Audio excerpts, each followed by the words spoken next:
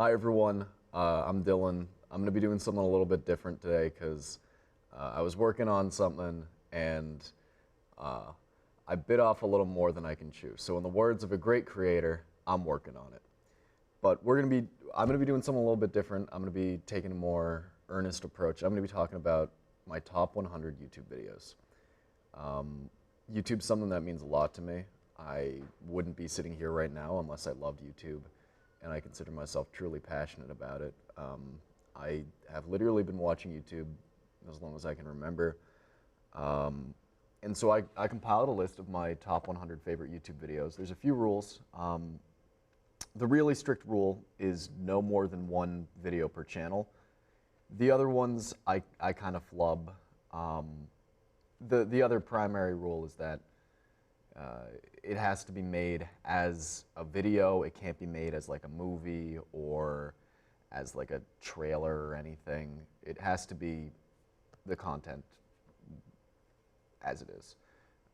For example, footage of Live Aid, right? Like Live Aid's awesome. It's a cool concert, but it's not really made to be a YouTube video, so I'm not going to include it here. There are some little exceptions, but you can kind of see that they were made as online videos in general, so I give it a pass. This is also my opinion. You might think some of these picks are a little weird. I wanted to go for a lot of variety, but also a lot of these videos mean a lot to me personally, and don't necessarily look at a video and think, that's not like a great video. It might mean a lot to me. It may have helped me in a time where I really needed that video, or it may have really inspired me when I was younger. You know, these are videos that I think mean a lot to me, and I just wanted to talk about them. What else? Oh, I'm not really including videos because they're like legacy on YouTube or whatever. Like, I'm not including Charlie Bit My Finger because it went viral. Like, I don't care about Charlie Bit My Finger, so I'm not going to include it on there. These are videos I think are good. I'm also not including me or any of my friends' videos because A, I don't think they'd be on the list, and B, that'd be a little narcissistic. So yeah, we have a lot to get through. If I remember another rule as it comes up, then I'll add on to it. Oh, one more thing. I'm going to link to the playlist in the description.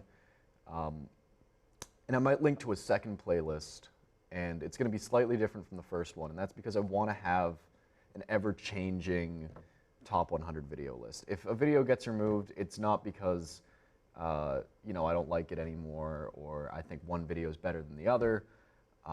It's just because I have changing interests, and it really is only a representation of what's interesting to me in this moment. If you are a creator who made one of these videos on the list, thank you so much for providing me with so much entertainment and inspiration. If you're a creator who gets taken off the list, don't take it personally.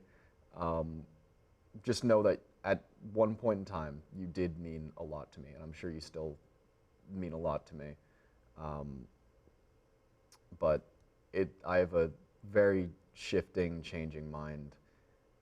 There's also no set order for this. I didn't want to rank YouTube videos against each other because when we get to like the top 100, it's really diverse, and it's hard to stack Don't Hug Me, I'm Scared versus Jet Lag the Game. So just try to keep things in mind, like nothing's really like the number one or number 100 or whatever. I've actually organized this entire playlist by color of the thumbnails. So if you're looking at it and like the thumbnail looks kind of different, or like it looks out of place, it's probably because the thumbnail got changed. With that all being said, I just want to talk about some YouTube. So we're going to start with the first video. I very explicitly picked this as the first video. It's the only one I picked in any particular order. Jack's Films were all just assholes talking to a camera. Jack's Films is a creator that's inspired me for so many years. I absolutely love him. And it was hard to pick one of his videos, especially considering he's got so many like really big ones like Yi 500 and YGS 100. But I went with this one because I think it's a very good summation of the YouTube experience. And I think people call Mr. Beast Mr. YouTube sometimes. I think Jax Films is Mr. YouTube. He's been on this site for 20 years or so, however long it's been around, basically. So I think it's only appropriate that he gets the representation he needs, you know, as the YouTuber. That's what I see him as, at least. Because he's really been around for every era of YouTube. He's still making stuff. I have a lot of respect for him as a creator, and I think We're All Just Assholes Talking to a Camera, it's a very satirical song that kind of pokes fun at YouTubing, but at the end of the day shows appreciation for what we do. Up next is Alt-Shift-X's All Tomorrows, The Future of Humanity. If you don't know what All Tomorrows are, get into it. I mean, I'm probably going to say this about all the videos on the list. Like, if you haven't seen it yet, but check it out. But it's basically a reading of this, I guess you'd call it like a book, like short story. I don't know. It's a very eerie, very very well done reading of the All Tomorrows story, which basically takes place in the future where humanity evolves into like a bunch of different things. It's very well done. The editing is really good. I mean, it's so hard to come up with a bunch of different ways to say this thing's really good. It'll probably end up being this. I just wanted to gush about some of my favorite videos, you guys. Next up we have Don't Hug Me, I'm Scared by Don't Hug Me, I'm Scared. Very classic horror series on this site.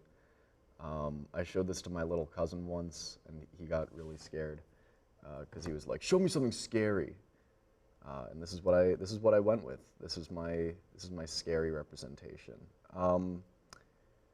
It's now got like a whole series and everything on I want to say like Netflix or something, but it's only available in the UK, so I haven't been able to watch it. But it's very good. I'm really impressed that they were able to start with just this too, because like on its own it's really impressive. Like obviously now it has a much bigger budget, but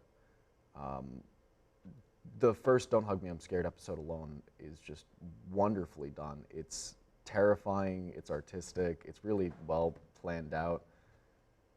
It's a beautiful work of horror. Mr. Bean Could Kill Superman, Alex Lennon.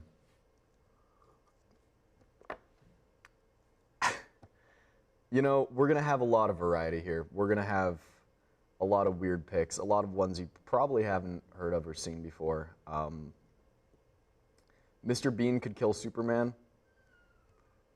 I mean, the title says it all. It's an argument. It's a 40-minute argument, 43 minutes of arguing why Mr. Bean could beat Superman in a fight, with a full fight scene included. Check it out.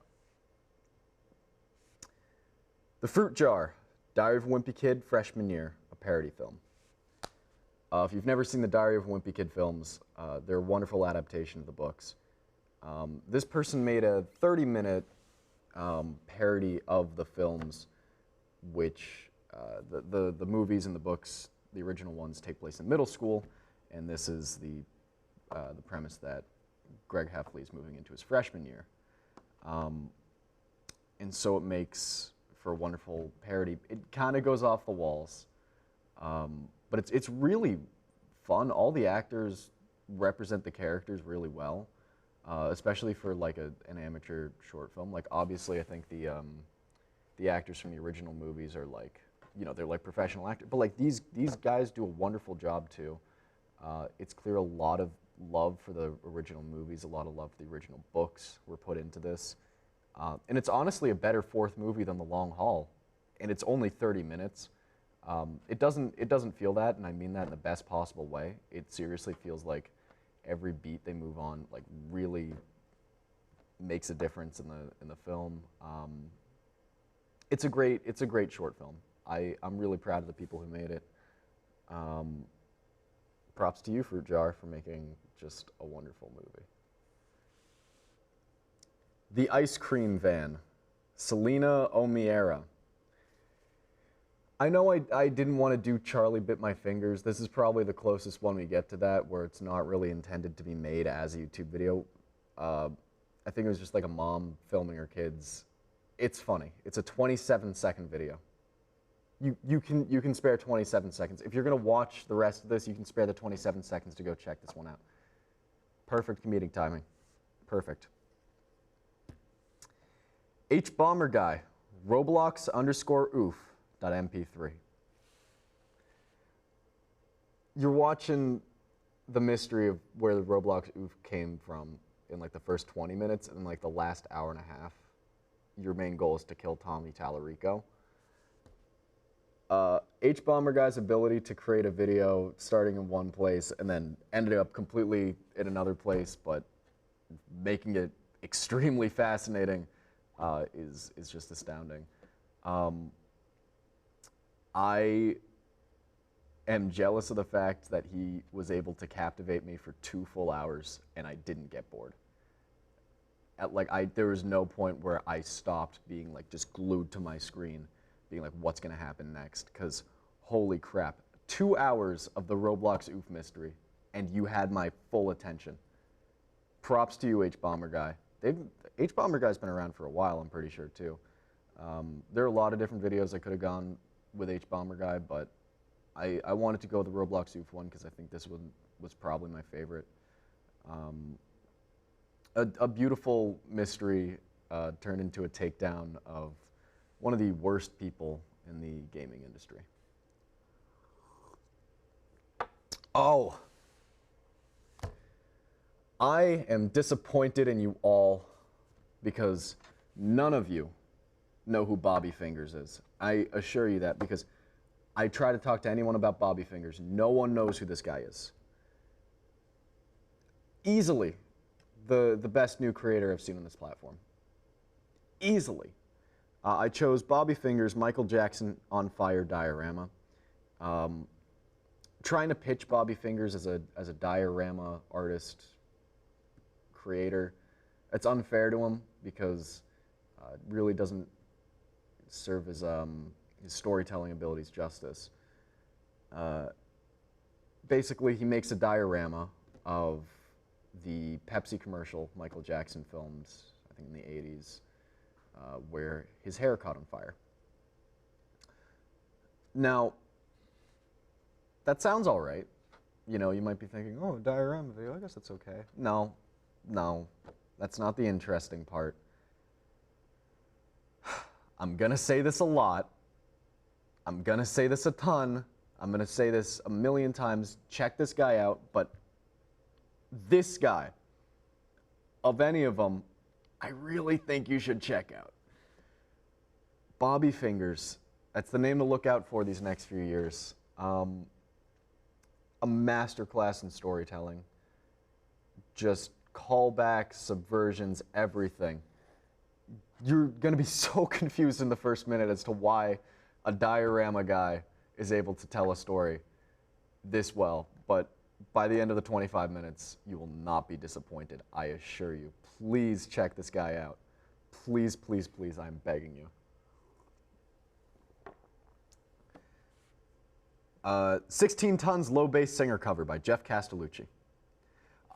One little rule I forgot about in the beginning, I didn't really want to include music videos because it's like kind of cheating. Like, would I include like OK Go? I don't know. Oh, I should have done an OK Go video.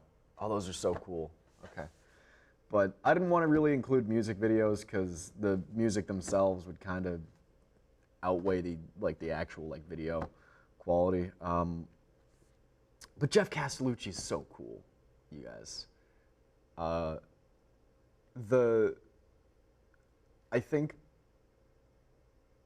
you underestimate how much the video does in terms of presenting Jeff Castellucci as a cool guy.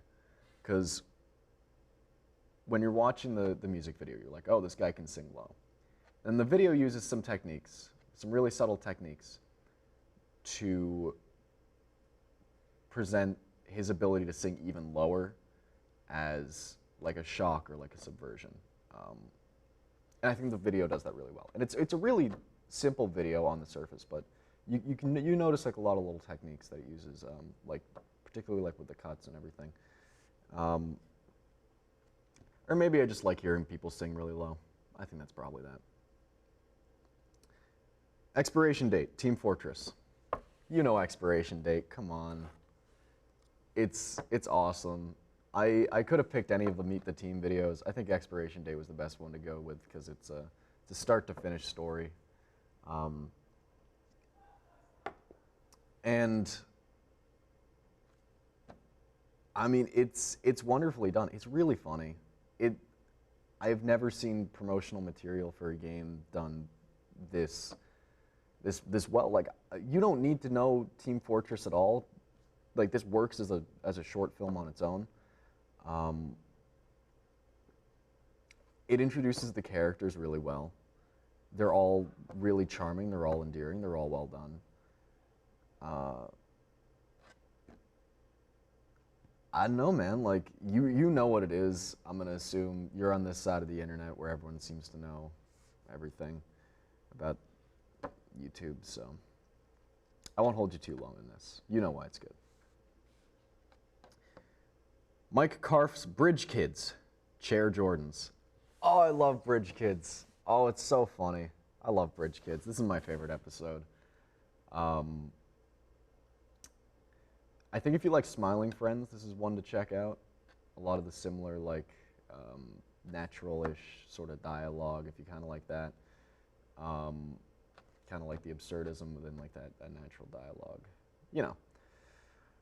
I think this is my favorite episode. I don't know if I'd start on Chair Jordans, but definitely a series to check out if you're sort of into like Adult Swim type stuff. Because I could definitely see Bridge Kids on Adult Swim. It's like a whole series. So check it out. William Osmond's Teaching Spammers a Lesson. Again, William Osmond, one of those creators who he has so many different great videos to pick from. I chose Teaching Spammers a Lesson because it's a personal favorite of mine. The banter he has with the spammer is wonderful, and he creates a whole fake video and a fake set, and he explodes it to send to the spammers. Absolutely hilarious. Just, again, one of those videos which manages to incorporate really good storytelling with really good humor. Check it out if you're into messing with spammers. We got a video by Vice. I don't like the fact that it's by Vice, because that's like a content farm type thing, but it's a good video. Setting an attractive look-alike to my high school reunion. It's sweet. That's all I'll say. It's a very sweet, positive video. It's a good premise. It's a good premise and thumbnail, setting an attractive look-alike to my high school reunion. And you kind of get like a lot of those types of videos on here. But I think this one really exceeds above the others because it has a really sweet ending and it has a really sweet story. Yeah, if you're looking for something uplifting, I'd check this one out. You have definitely seen this next one in your recommended. It doesn't matter if you've clicked on it, if you've seen any other videos by the channel. You've seen this one in the recommended, I assure you. The Incredible Japanese Prison Break by Kento Bento. You've seen this in your recommended. For years, I had this in my recommended. I was like, I'll finally check it out, and it's a great video. It's a wonderful story, some wonderful drawings. All around really solid. This guy also has quite a few good videos, Kento Bento. But again, we're going with like the one video per channel rule. So I thought this would be the best one to represent his channel because I think it is the best story that he's covered. Explosive Entertainment's Out of Order, Cyanide and Happiness shorts. There's a lot of great Cyanide and Happiness stuff. I really like Out of Order. Simple premise, simple execution, absolutely hilarious. You can't get much better than this. I mean, Again, it's one of those where it's like a personal favorite of mine. It's not the biggest, it's not the most bombastic video of all of them. We're gonna start getting to a point where we're gonna find like the biggest and most bombastic videos of creators, but there's also a few which I very purposely went with like maybe like a smaller, like lesser known video of theirs. Out of Order is pretty popular. It's got 25 million views, but still though, very funny. Local 58 TV, Contingency. Oh, good horror.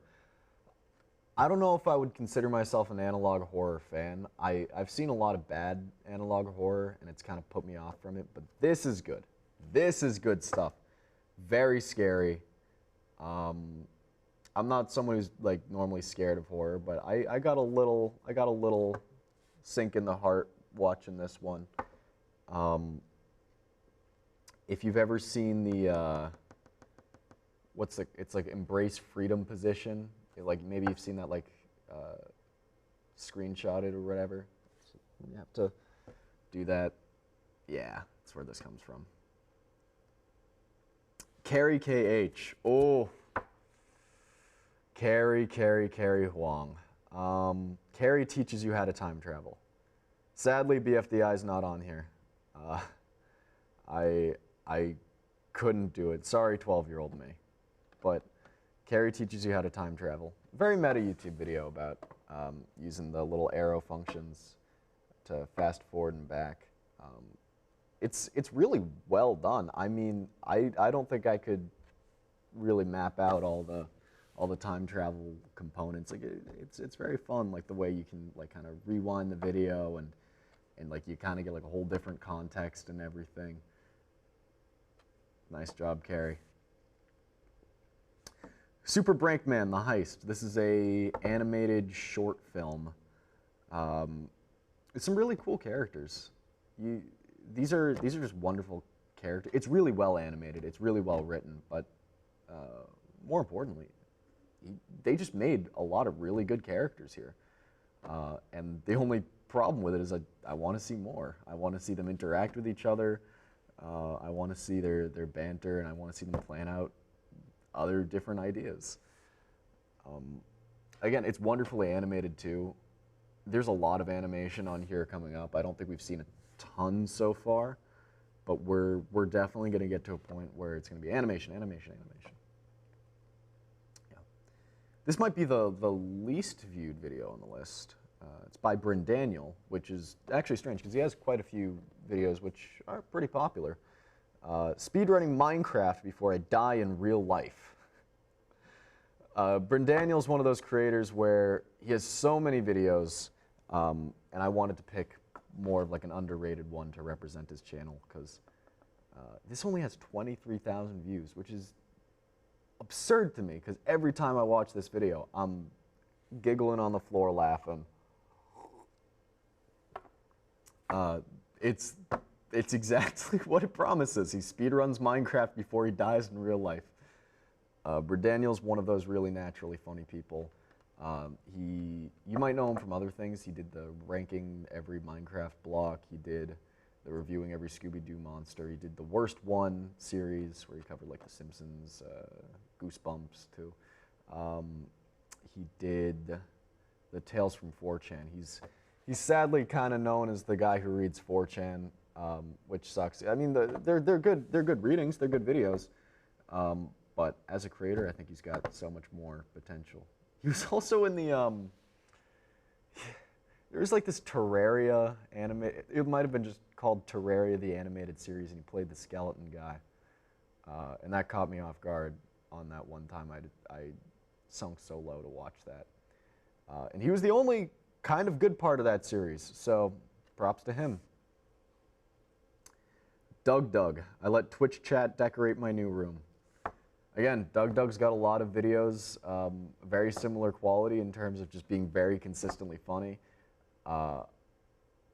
This one's just a personal favorite. He lets Twitch chat decorate the room that his new roommate's gonna move into, and they got a bunch of Fat Albert posters and a ball pit. I didn't mean to spoil it, but it's pretty funny. Just thinking about it makes me laugh. You know, these are the videos that just bring joy to my face every time I watch them. Like, these really are my comfort videos. So I have nothing but gratitude towards the creators who made these, because they've brought so much joy to my face. Like, they're seriously, I don't know how long this playlist is. It's probably in the ballpark of 30-something hours, because we have quite a few long videos coming up. But most of these videos I've seen many times. I've probably seen this one 4 times. Like, and that's a pretty average amount. Like, that's not, I'd even say that's less than the average video on this list. Okay. Polygon. Is that one channel? Yeah. We're counting Polygon as a channel. What do we represent from Polygon? It has to be Brian David Gilbert's The Perfect Pokey Rap, unraveled live at PAX East 2019. Again, the storytelling. I mean, I don't know how people can't see YouTube as a legitimate storytelling medium when people can do things like this. I know this is technically a con, what would you call it, a panel, but it's more than that. It was meant to be a YouTube video. Like, they filmed it explicitly so it could go on the Polygon channel. The Perfect Pokey Rap, I think, is the best episode of Unraveled. I've been actually rewatching quite a few of them recently, and there's a lot of really good ones. I really like the Sims one. I really like the Mega Man one. But this one, start to finish, just, I feel like it's so beautifully planned out for being like a panel and like a live show. Like, it feels like everything he says does get brought back. And that's sometimes hard to, you know, remember the script and everything for like a live show. Like, you have some like leeway with like YouTube to like find which bits will work and everything, but no, he has to do this all live, and he performs an 8-minute Pokey Rap where he names every single Pokemon. Absolutely insane. The Unraveled series is easily one of my favorites on YouTube, period. And I'm glad I picked this one. I can reference it even with my little brother. Like, I remember showing him this, and like we'd catch each other like around the house, like trying to remember like the first lines or two of it. But like, there's so many Pokemon. Like, it's like, I think at the time he did it, there was like still like 800 or something. So this is also the video that got me to go to PAX for the first time in 2020. This would have been February or maybe early March. But that was like the first time I really saw COVID in action. So thanks for that, Brian David Gilbert. Neil Cicerega, I don't know, Lemon Demon. Brody Quest. This one's definitely playing to the 12-year-old Dylan. Yeah, I think I just like it because I liked it when I was 12. I don't think there's any really strong reason anymore. I think it's a fun video, but like, this was like crack to me when I was 12. I thought this was the funniest thing, and it brings a little smile to my face knowing like there was a point in time where like I really admired like Lemon Demon, and I still respect Lemon Demon a lot, but I don't know, it just makes me happy thinking about it. These are my happy videos, let's say. Oh boy, we got a lot to go. We've made some good progress though. So let's carry on. Kitchen Gun Epic Remix. I didn't want to include too many like edits or anything because, you know, I thought that would be like too much because I'm a sucker for good editing. But I also didn't want to do too many, whatever, of one thing. Oh, I meant to create a Google sheet with all the statistics of like all the different genres and everything. I'll do that afterwards if I have time. Maybe I'll do like an addendum where I'm like, here are the statistics of my top 100 videos, whatever. Yeah, Kitchen Gun Epic Remix. It's very catchy. I remember someone made like a full version of the song. Then they got copyrighted. But I remember like me and my friends back in 2020 absolutely loved this this little remix or whatever. So, good stuff. Speedoru's Punch Punch Forever pilot. Very well done. Wonderful little piece of animation here. Speedoru's got plenty of great animations, but I won Punch Punch Forever because it really does capture the vibe. I don't watch a ton of anime, so I don't really know what I'm talking about. But to a stupid Westerner who doesn't really watch anime, this does give the illusion of a very legitimate anime, I guess parody, I guess. But it's paying tribute to it in a very, very proper way. I've seen anime parodied poorly. Like that stupid like Family Guy bit where like they're like, Peter's anime phase. It's like, that wasn't well done, but I think this really does do the parody justice because it's a legitimately good piece of animation on its own.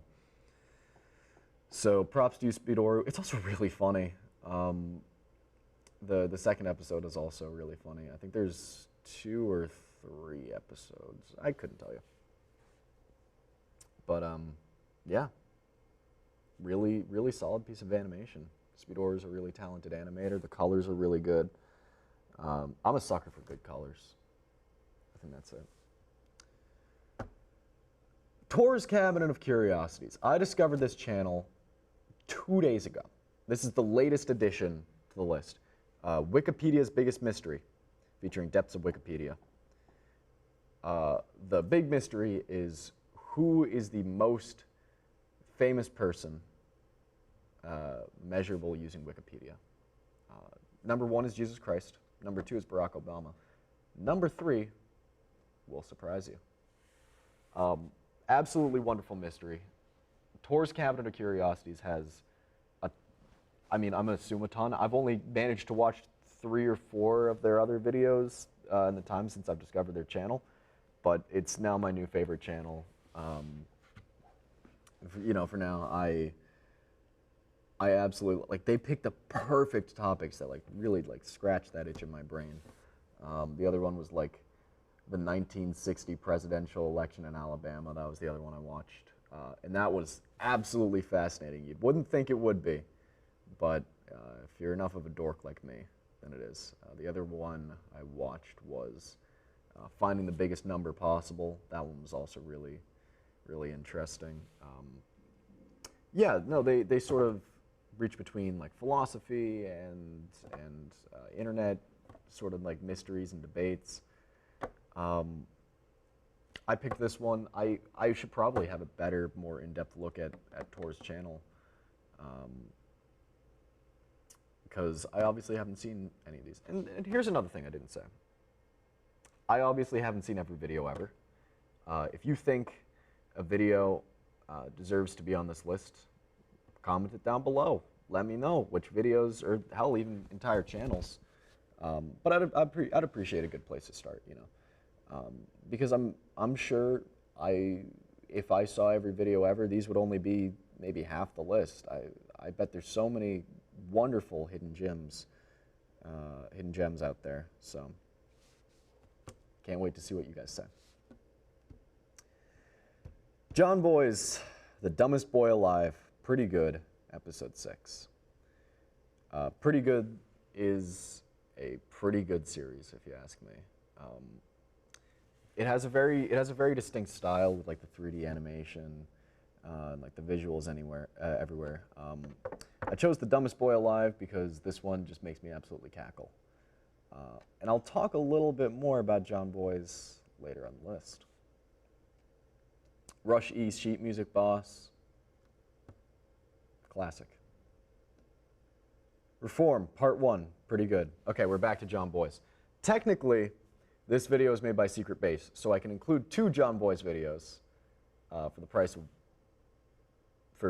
2. So the first John Boy's video, The Dumbest Boy Alive, was uploaded to the John Boy's channel. The second one was uploaded to Secret Base. So they're technically 2 separate channels, which means by the rules of my own list, I can include both of them. Is it kind of cheating? Yes, very, very stupidly cheating. But John Boyce makes such good videos, man. They're so good. And I think they're different enough. Stylistically, they're pretty similar, and they are technically in the same series. But they're very different stories. The first one, The Dumbest Boy Alive, is about a weightlifting forum poster who doesn't know how many days there are in a week. And then the Reform mini-series within Pretty Good is about Ross Perot and the Reform Party. Two very different things. Obviously, one takes a more comedic approach and one takes a more analytical approach to politics and elections and everything. Both absolutely fascinating and pretty funny. I'll talk a little bit more about Reform because I think I could talk a little bit more about that one. It's 3 parts, yeah, 3 episodes there. And I think it's like 2 or 3 hours total. The first episode's pretty much all about Ross Perot. The second one, pretty much all about Jesse Ventura. And then the third one, episode 3, it's about the Reform Party primaries for the 2000 election. Now hold on, you guys, hold on. It's really dang interesting. You're probably not going to like it unless you're as much of a nerd about weird U.S. elections as I am. But it's so well done. He can make stories that I wouldn't be interested in normally interesting. Like Pretty Good is mostly about sports stories, actually, and I'm not into sports at all. But I still watch them because they're really well done documentaries about really good stories, pretty good stories. The reason I went with Reform here is because it's a story I was already kind of interested in from the start. And so I could kind of like already be invested in it from like the very beginning. Part 3, this is my shameful secret. I'm a little embarrassed of this. Part 3 made me cry a little. If you watched it, you'll understand. Don't judge until you watch part 3. It did make me tear up. I'm not like a Reform Party whatever. Like it's just there's this guy and he gives a pretty sad speech.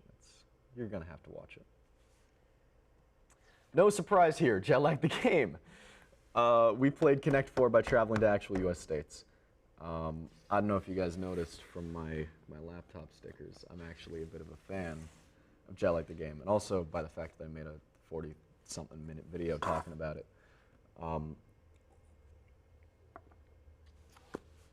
I chose Season 1, Episode 1, the Connect 4, the first episode of Connect 4. I know in my Jet Lag video, which was made over a year ago now, I know in that I said that was the worst episode of the show. Overall, worst. It's still a great episode.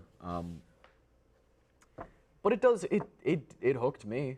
It got me interested in the show, so I'll say it's good for the list.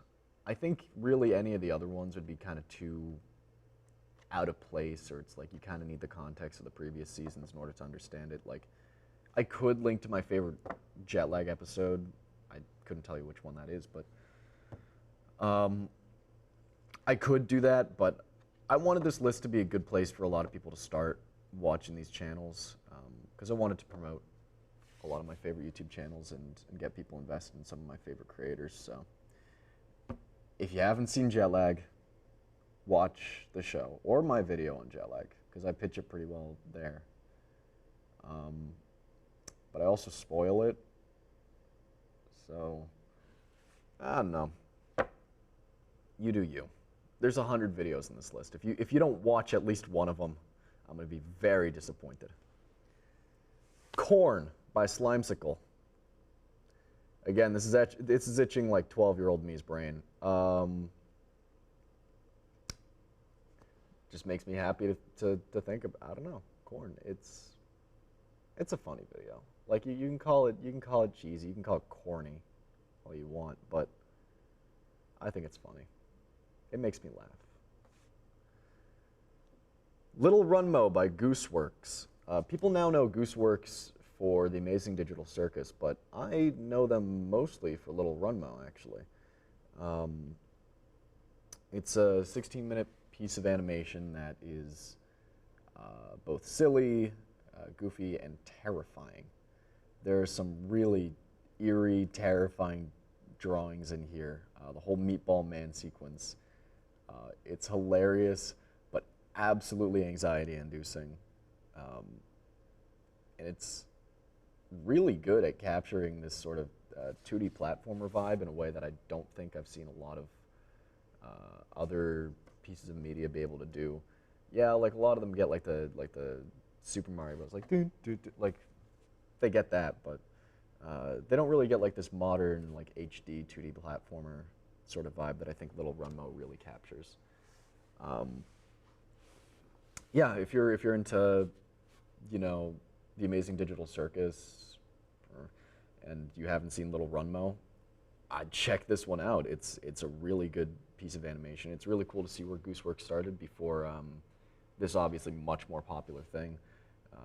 Digital Circus is obviously off the list because we already have a Gooseworks representation, but I'd still include that again. Like it's got that synonymous with like little kids and being corny, but it's still really good. It's really funny. It's really well animated. It's really well done. And so I don't care if a bunch of little Friday Night Funkin' kids also like it. I'm allowed to like it too.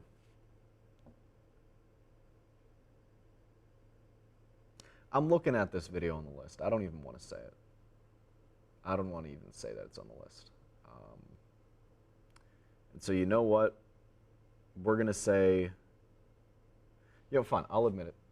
I'll admit it. I put Gay Frog's Alex Jones remix on the list.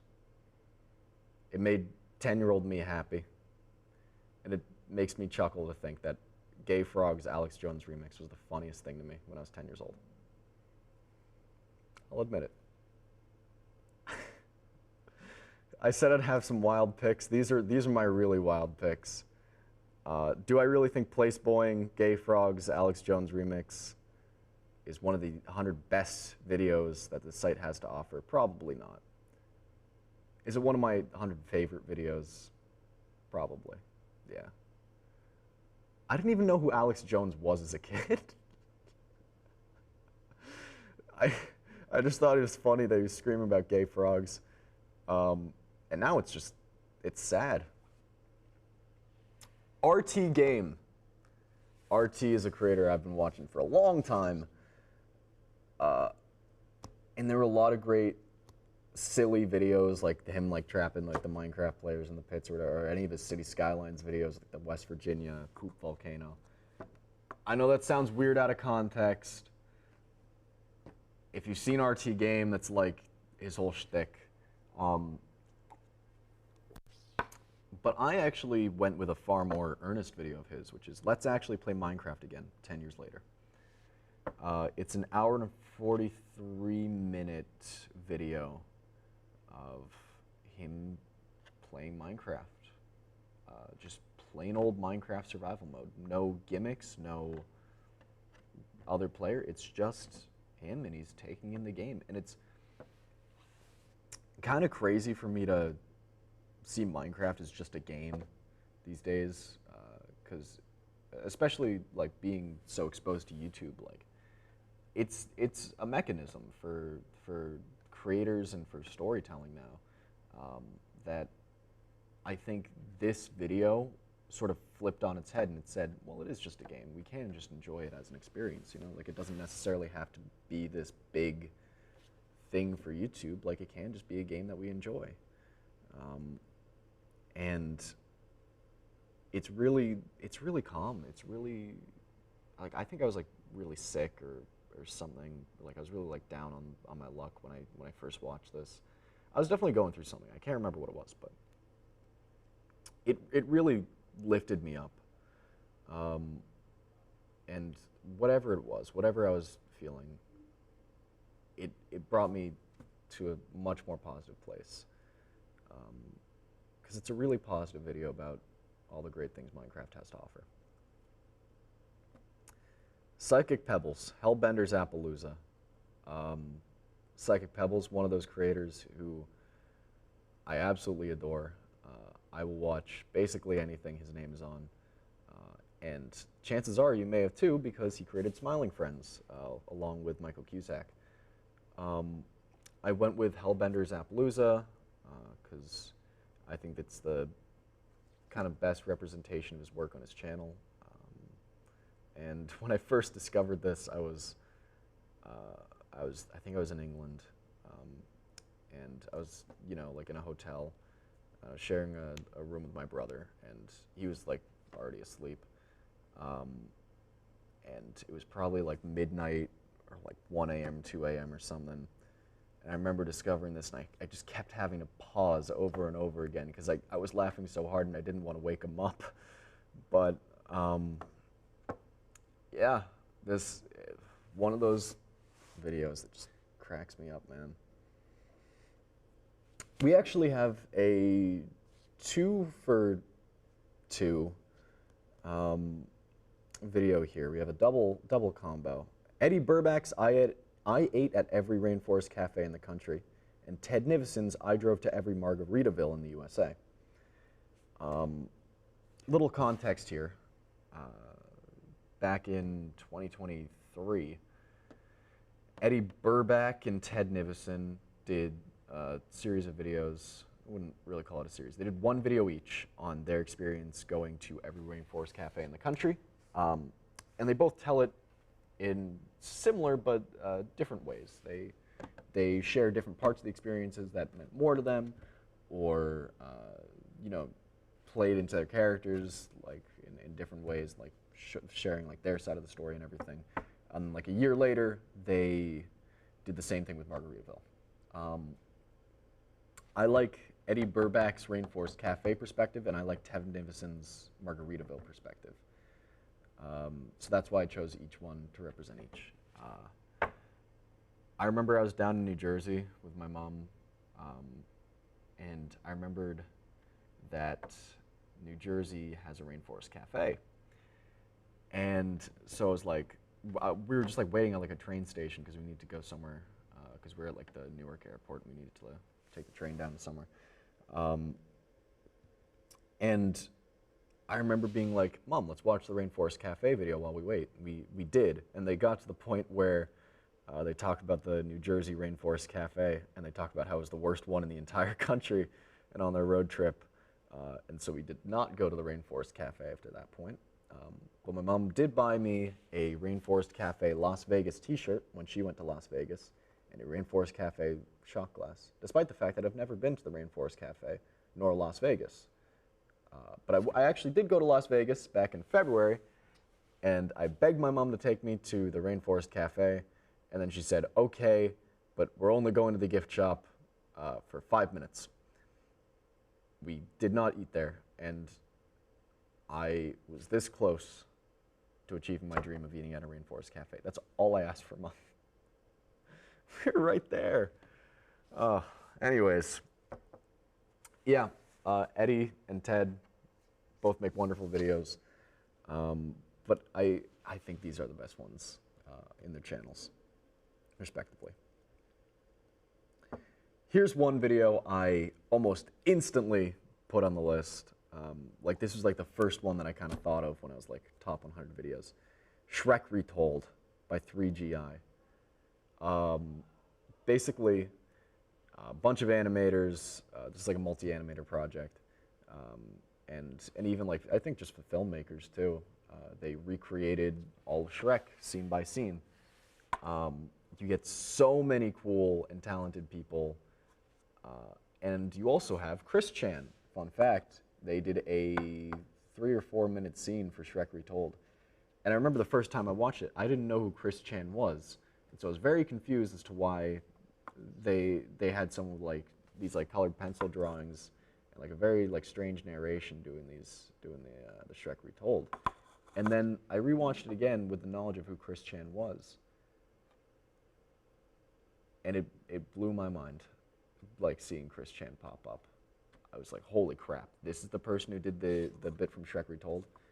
And it's a wonderful tribute to Shrek. It's a wonderful tribute to filmmaking, animation, and the internet and the spirit of collaboration. So, very well done.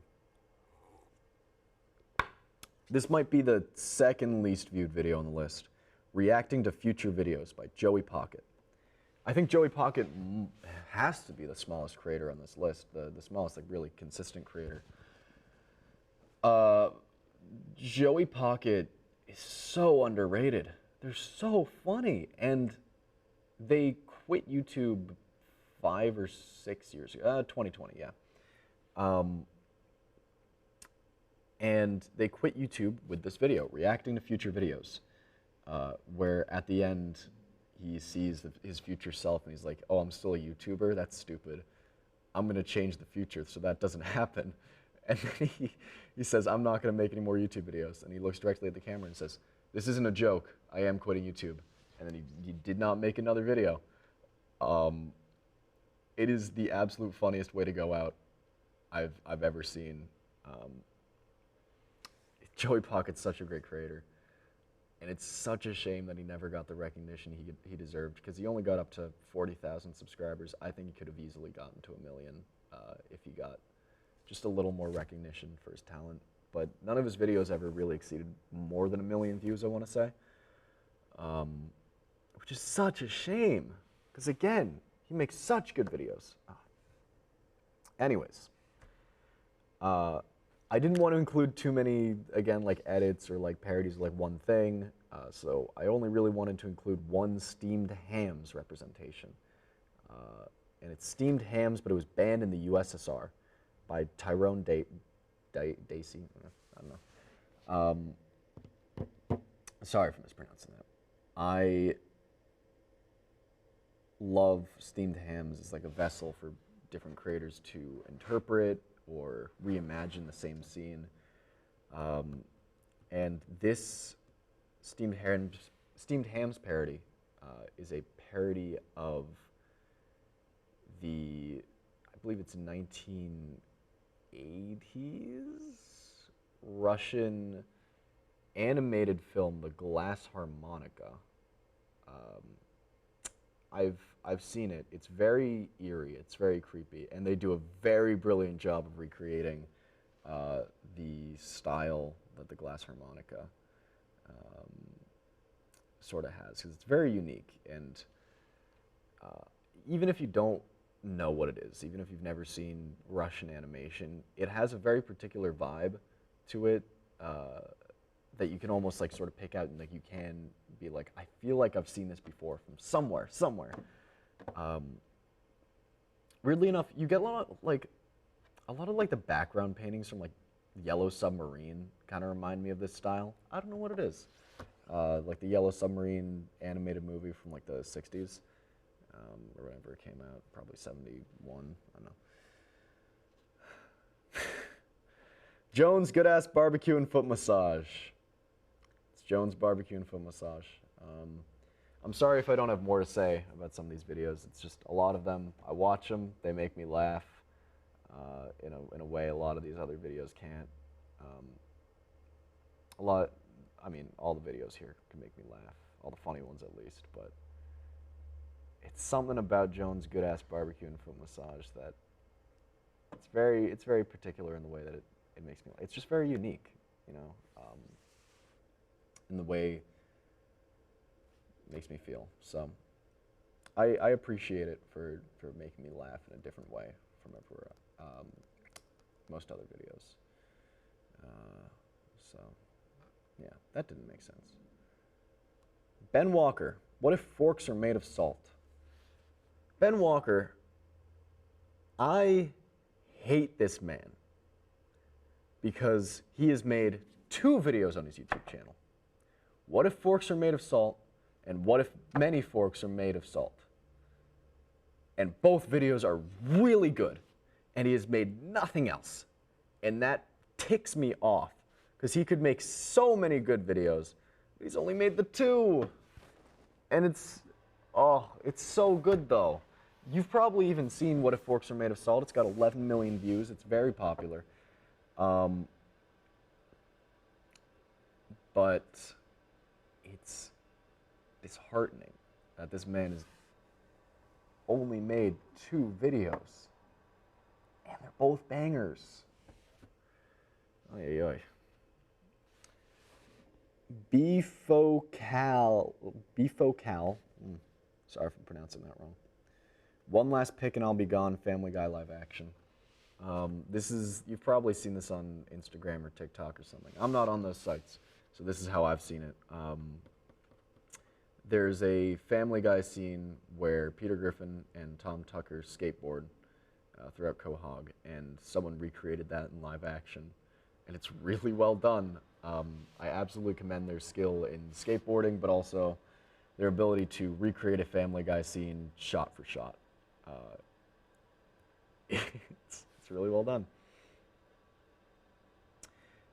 I think this is actually the first serious video we've had on the list, so I need to address the fact that there will be some weird juxtaposition entirely by the fact that I'm organizing these by color and not necessarily by theme. So we're going from the Family Guy live action recreation to 9/11 attacks in real-time dashboard, 7:46 a.m. to 12 p.m.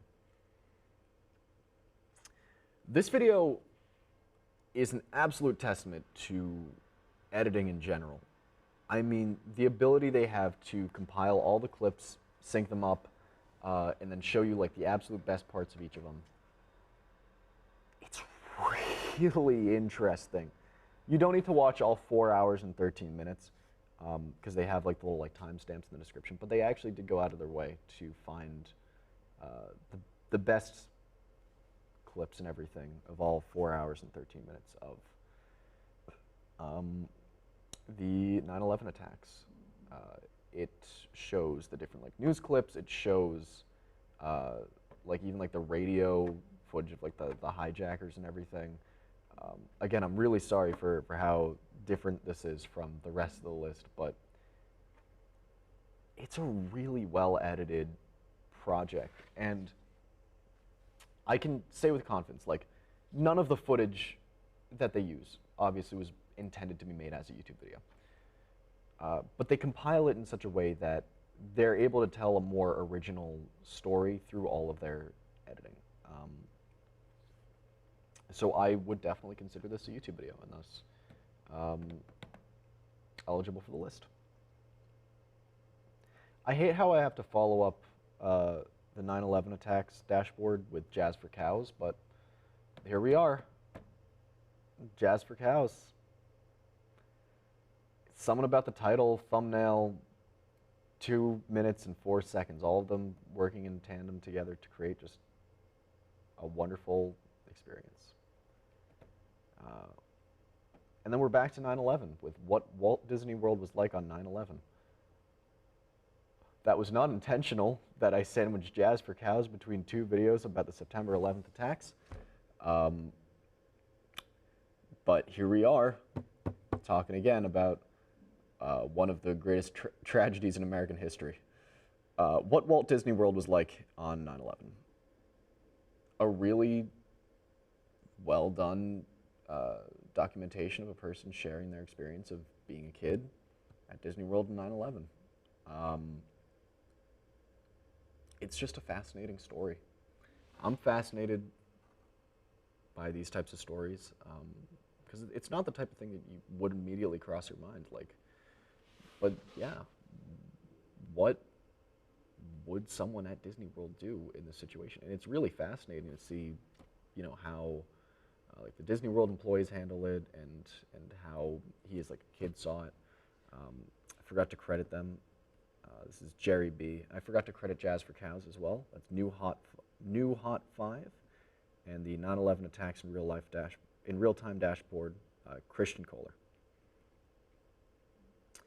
Max Fosh, I broke into the International Security Convention, and his name is Rob Banks. That is his fake name for the International Security Convention. Again, Max Fosh has plenty of, I would say, very equally just really consistently good videos,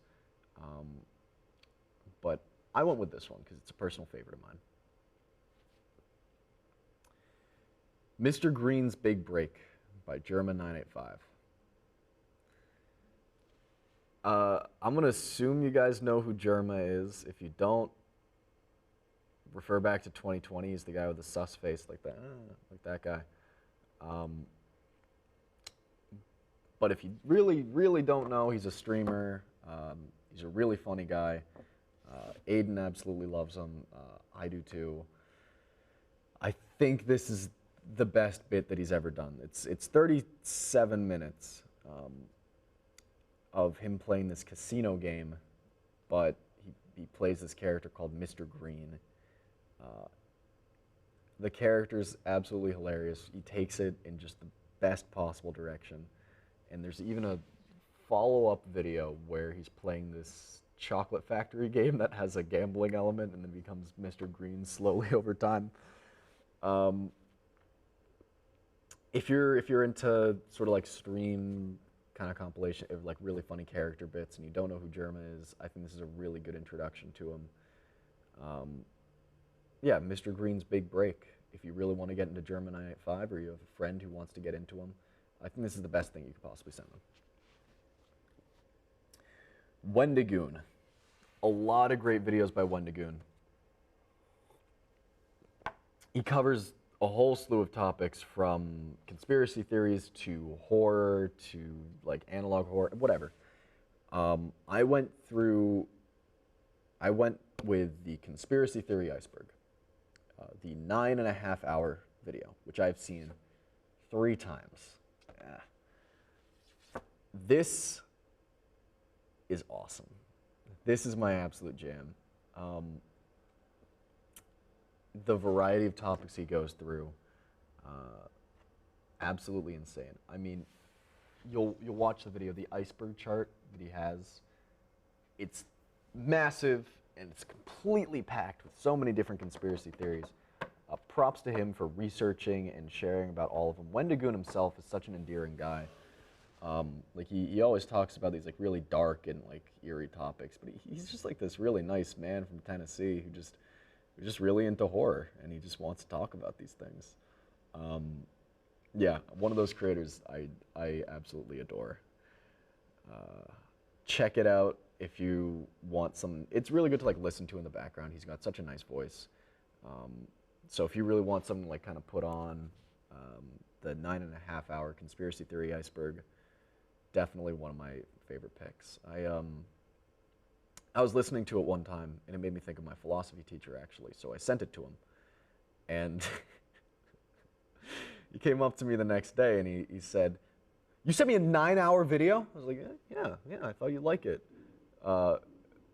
Because the email I sent said something like, "I found this little video that I think you'd like." And he told me he got like 5 minutes into it thinking it was a 9.5-minute video. Before he clicked on the timestamp, and it turns out it's 9.5 hours, and he called me crazy. Very interesting. If you are into philosophy, I don't even think this would be a half-bad video for you. Sean Cohn's The Sandler Verse. I know a lot of people have tried to make like videos being like, oh, is The Simpsons connected to, or like is Marvel connected to all these other things? I like the Sandler Verse because it focuses very specifically on the Adam Sandler universe and the fact that all the movies are connected. It's very funny. He plays a very funny character, and it's also a little interesting to see all the different connections that the Adam Sandler movies have to each other. Chip Tuner, Walter White and Mario Kart Wii. Again, one of those edits I think is very well done. I am just astounded that they found this much footage of the Breaking Bad characters looking like they could feasibly be racing go-karts. I know there is a scene where Jesse races go-karts, but I like how they actually find enough footage of Walter White driving like pretty like manically and frantically that it looks like he's being chased by a blue shell. So props to you, Chip Tuner. I think they've made quite a few other good edits too. But I think this one's a personal favorite of mine. LS Mark is, I know he's got like a bit of controversy. I don't know why. I think he's a really good creator, really good reviewer too. I've watched him for pretty much his entire career. Like I've seen him since he's only had maybe like 1,000 subscribers, I want to say. which is why it was sort of hard, but then immediately not that hard to pick a favorite video to represent him. And I say it wasn't that hard because ranking every Simpsons episode ever was such an obvious pick for me. I've seen every Simpsons episode 2, possibly 3 times over. And I've thought a lot about like how I'd like kind of rank them against each other. And he did it. He actually did that, and it's a 6-hour video. And it's really not lying to you. He goes through every single one, he reviews them, he gives them a fair shot. He does give an accurate review of what he likes and dislikes about each video, each episode rather. And this 6-hour video, I've probably seen 7 or 8 times. It's a good thing to put on in the background. And The Simpsons is my favorite show. So I could listen endlessly to someone else talking about it too. Yeah, it's really just a 6-hour video where it's fully edited, it's fully everything. I mean, god damn, a 6-hour video talking about every episode of The Simpsons. Just commendable. Jello Apocalypse. This guy is actually controversial and kind of for good reason. I'm not going to get into it. I think going down the list, there are going to be a few more controversial-ish creators. I ultimately decided that if they made a good enough video, I'm going to separate the art from the artist. I didn't include anyone like super bad or anything, but yeah, Jello's a little weird, but they made Epithet Erased, episode 1, Quiet in the Museum. Wonderful little animated series. I actually rewatched it all recently.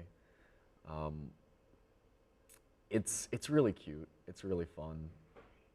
I absolutely adore all the characters. They build a really wonderful world. In it, the Epithet Erased world, 1 in 5 people kind of have like My Hero Academia powers. I've never seen My Hero Academia, but I have a friend who absolutely hates it, and he says it's My Hero Academia, but good. So if you hate it, but you like the premise, then maybe check this one out, and maybe you'll enjoy it. My friends, I have vastly underestimated how much 100 is. We've gotten 52 in so far, and we've been rolling for over an hour, which means, my friends, I must sadly bid you adieu. I will be back next time with the other 48 videos that I have deemed to be part of this top 100. And possibly with little statistics and a little like Google sheet of all like the different genres and creators and everything on here. So thank you so much for watching. Go check out all the creators I've mentioned. Bye-bye. And we're back with part 2, or possibly the second half of part 1, and the only part in this very long little project where I just talk about YouTube. We got 52 videos in so far, which means we have 48 left to go. So comment down below your 48 predictions of what I have left. We're starting out with I was hoping we'd start out with a very sophisticated, real worthy pick, and I do think this is a worthy pick in my opinion, but I wouldn't really call it sophisticated. This is Gex by Video Game Donkey. It is a sequel to his older Gex Enter the Gecko video, and again, it reminds me of a simpler time when I bring my friends over to my house and I'd be like, hey guys, check out this cool Donkey video. I know people nark on Donkey, and no, I'm not having it. I think he's funny. I do. So you know what? We're including him on the list. Here's a good video. A-Dumbs, I made a graph of Wikipedia. This is what I found. Little graph theory. This is one of the only YouTube videos I had convinced my dad to watch. I sat him down one day and we were just watching YouTube all night, and this is one of my first picks that I went with for him, and he actually ended up enjoying it. It's very interesting. He makes a very good graph, and Wikipedia, I think second to YouTube, is probably the site I spend the most time on the internet, because I could just go clicking article to article all day, and that's essentially what they do. They make a graph of all like the connections between the articles. So if you're into graphs, if you're into Wikipedia, if you're into those cool little connections, good video for you. James Lee Animation, chilling with your AI, homie. James Lee makes very visceral animations. He has a very distinct style, and I'd love to learn how to sort of like recreate it in a way, like the way his like Persona's character like moves, like you know what I'm talking about if you've seen any of his videos. It's great animation, it's great editing, and a great message and a great story, honestly. If you want to check out James Lee, if you're into like a very like visceral animation, I think this is definitely the best place to start. He has a whole channel filled with wonderful animations. He's done a ton of other stuff too, like working with other creators, I'm pretty sure. He made a recent video, which I might actually sub out for Chilling with Your AI Homie in like my updated playlist. It's about creativity and how he manages it. It includes a bunch of the visceral animation that I really like, but it's also a really helpful tool for creatives. So that might actually end up being swapped out because he just keeps making better and better content. So love you, James Lee. Price Master. This is my most cheaty video on the list because it wasn't a YouTube video. This was made in 2001, before YouTube was a thing. However, I think it's gotten enough new life as on YouTube, and it was made for public access, which we love public access television. And it's got a lot of the characteristics of a YouTube video you'd find even in the year 2025. It's a weird character someone does at a garage sale. It's very bizarre, but it's very funny. It speaks a lot to the glory of public access television, of just making something cool with your friends, of just coming up with a cool little character and a bit and just running with it. I just adore it. Like it's not only funny and it still holds up, but I also just appreciate it so much because it really shows like the best parts of making things, like making videos for the internet, for public access television, which is what we're doing right now. Bishop Vids, hastily made Cleveland tourism video, second attempt. I went with the second attempt because I think it was slightly better than the first one. You don't need to see the first one. Watch the second one. It's the same thing. One of those real classic videos. It just reminds me of Aiden because he sent it to me, and we just kept like referencing it over and over again for a good week. So, good times. Lasagna Cat sex survey results. So this is a 4-hour, 40-minute video of John Arbuckle opening his door and receiving answers for a survey. I don't want to say this on public access television, detailing numbers, and it's that for like 4 hours, 40 minutes. It's on loop. He does the same thing every time, but it's a different take. Lasagna Cat is this entire channel dedicated to recreating old Garfield comics in very bizarre, surreal manner. And obviously this video does that, but only to some extent, because it's not really recreating one Garfield comic. It's more so taking the Garfield characters and giving a very strange, surreal twist. The last 10 minutes is this whole cinematic thing. I don't want to describe anything that happens, because even describing what happens might be pushing it for public access television. So seriously, only watch this channel at your own risk. Every single trigger warning, I think, should apply to this channel dedicated to recreating Garfield in very surreal, strange ways. It's a seriously well done project. It's a seriously well done video. I respect Lasagna Cat so much for, I don't know, everything, man. I like weird, surreal stuff.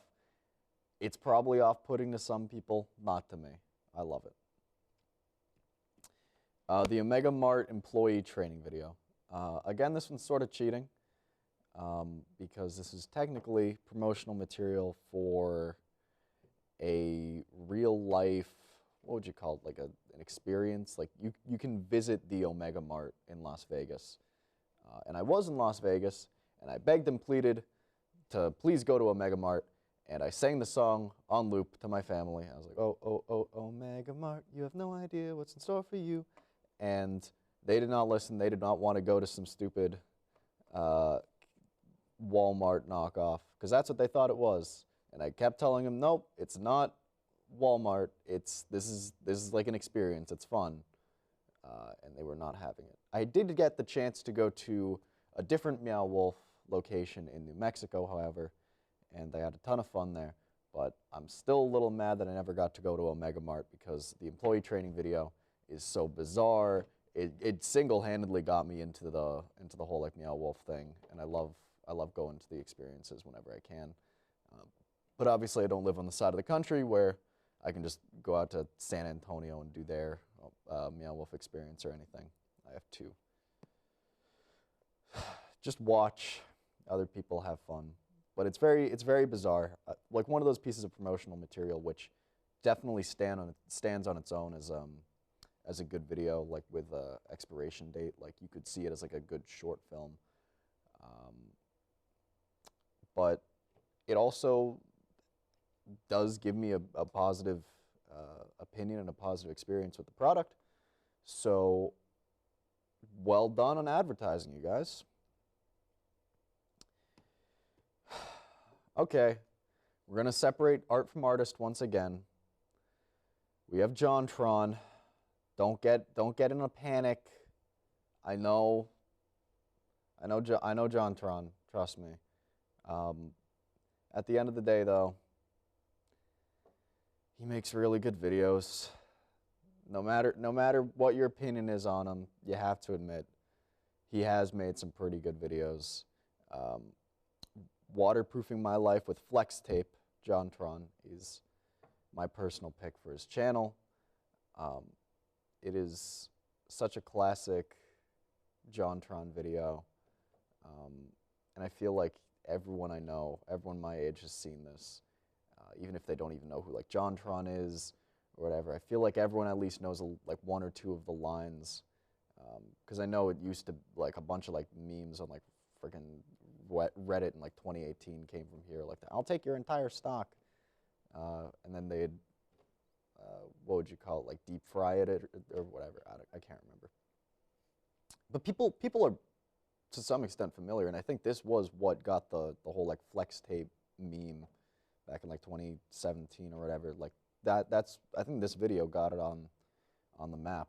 So to some extent, a lot of the culture of my generation has been shaped by this video. And it's a really solid video, 73 million views, and I think it's well-deserved. Brian David Gilbert. We technically already had a Brian David Gilbert pick on the list with the Polygon video, but this is his personal channel, which is why welcome to the neighborhood by Brian David Gilbert qualifies. BDG, if I didn't say it before, one of my favorite creators of all time.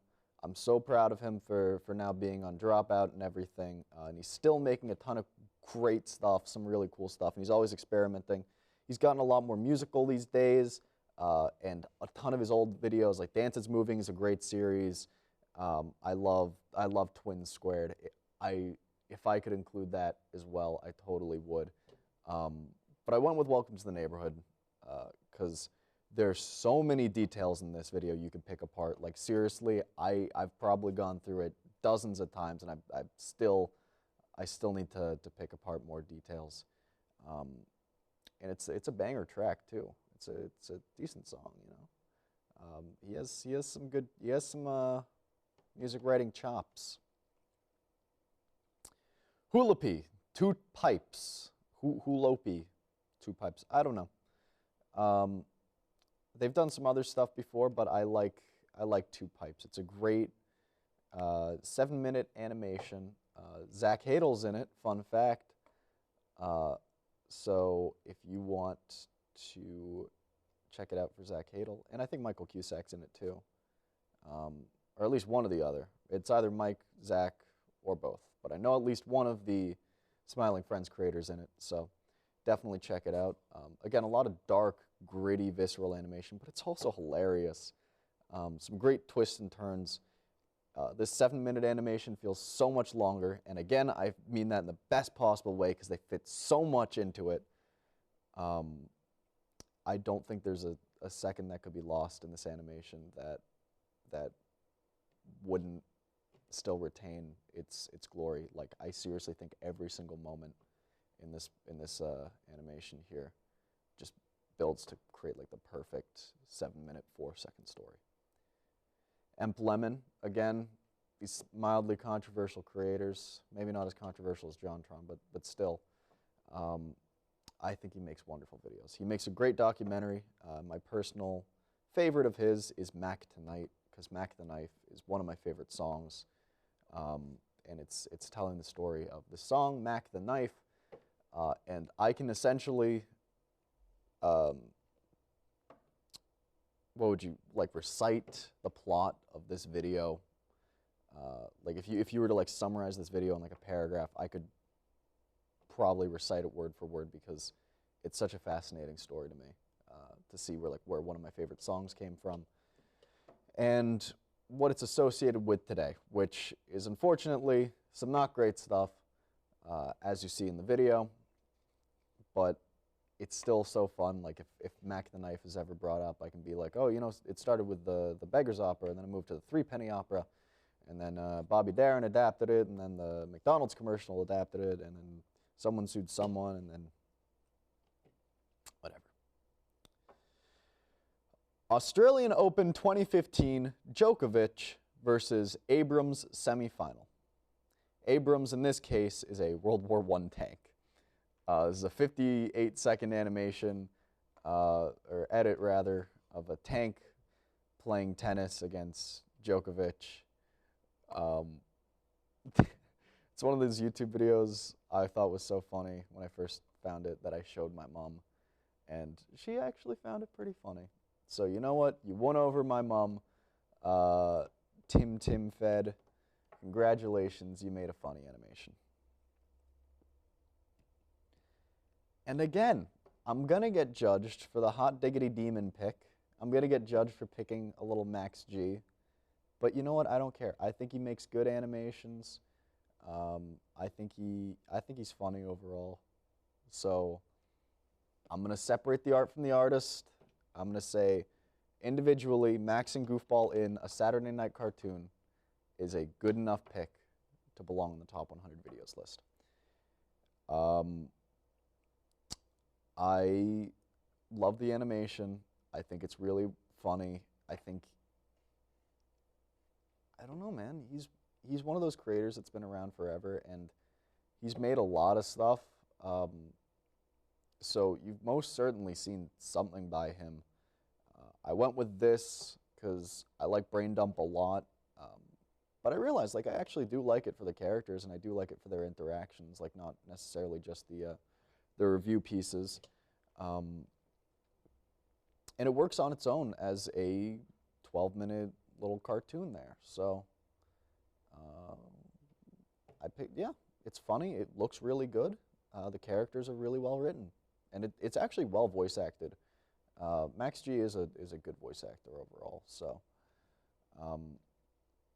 that's why I think it deserves a spot on the list. Picking a good Scott the Woz rep was a little difficult. I went with Borderline Forever, and I was a little iffy on this pick because I think it is his best video. However, I wanted to make the list as accessible as possible for people who have never seen a video by any of the creators before. And I don't think Borderline Forever is the best place to start if you're just getting into Scott the Woz. I think it requires a lot of knowledge of his inside jokes and everything, and I think you kind of need to see, like, Dick Vitale's It's Awesome Baby College Hoops, his 100th video, before you see Borderline Forever. And of course you need to see A Very Madden 08 Christmas.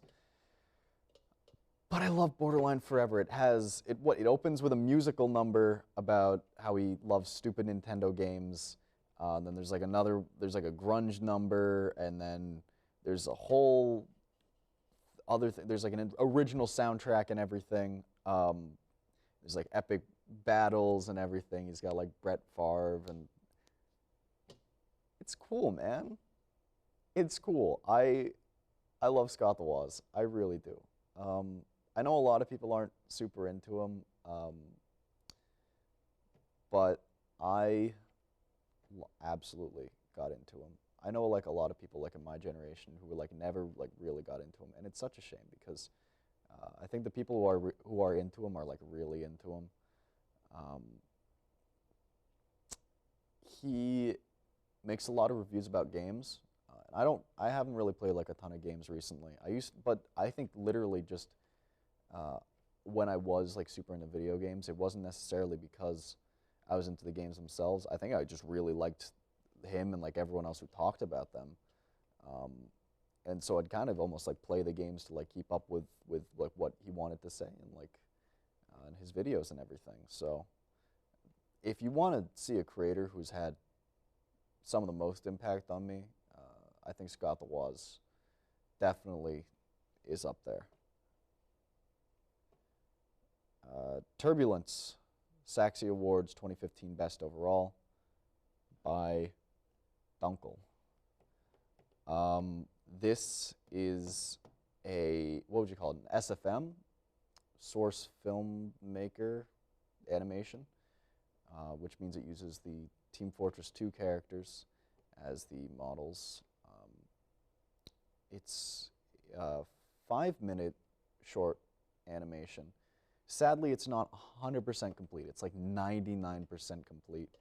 But you really can't tell on like the first watch until like maybe like the last 30 seconds or so.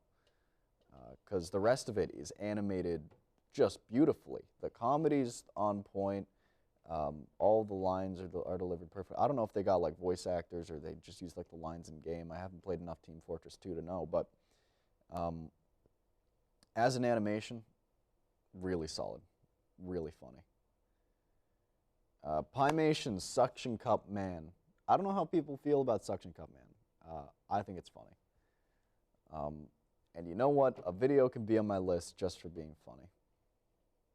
I don't have a lot to say about Suction Cup Man. It's pretty self-explanatory. If you've seen it, you've probably gotten a hearty little laugh. You like the Suction Cup Man character. There's like a whole series now. I think there's like 4 or 5 of them out there. And I've seen all of them. And you know what? They're all pretty good. They're all pretty funny.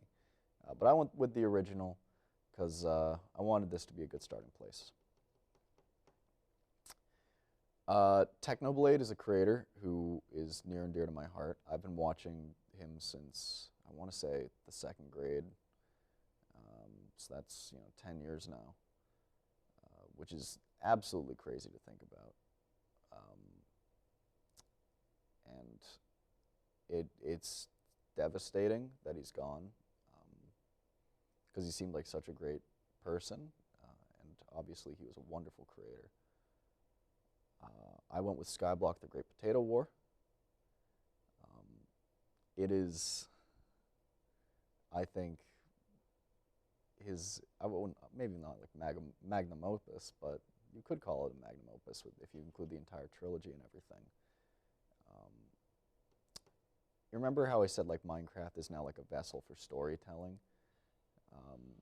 I think this is the best possible example of using Minecraft videos like as a medium for storytelling, because he really does tell a story in like the best possible way.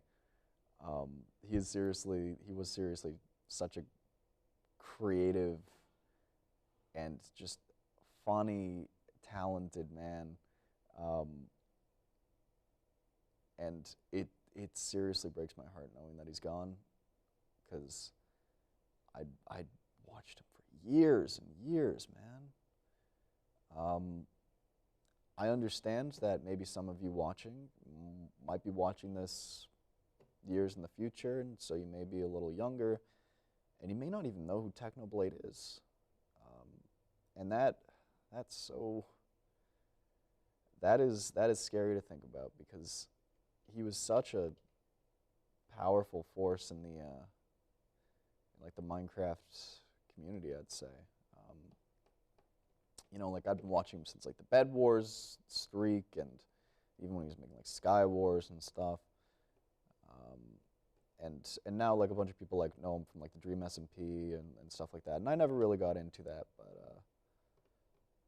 I still love all of his like Skyblock videos. And just like as an entertainer, like his personality is strong enough, is unique enough, is funny enough that I can watch like almost anything with him and I'd still enjoy it. Like if I was watching the Dream SMP, which was like on occasion, then it would be from his perspective.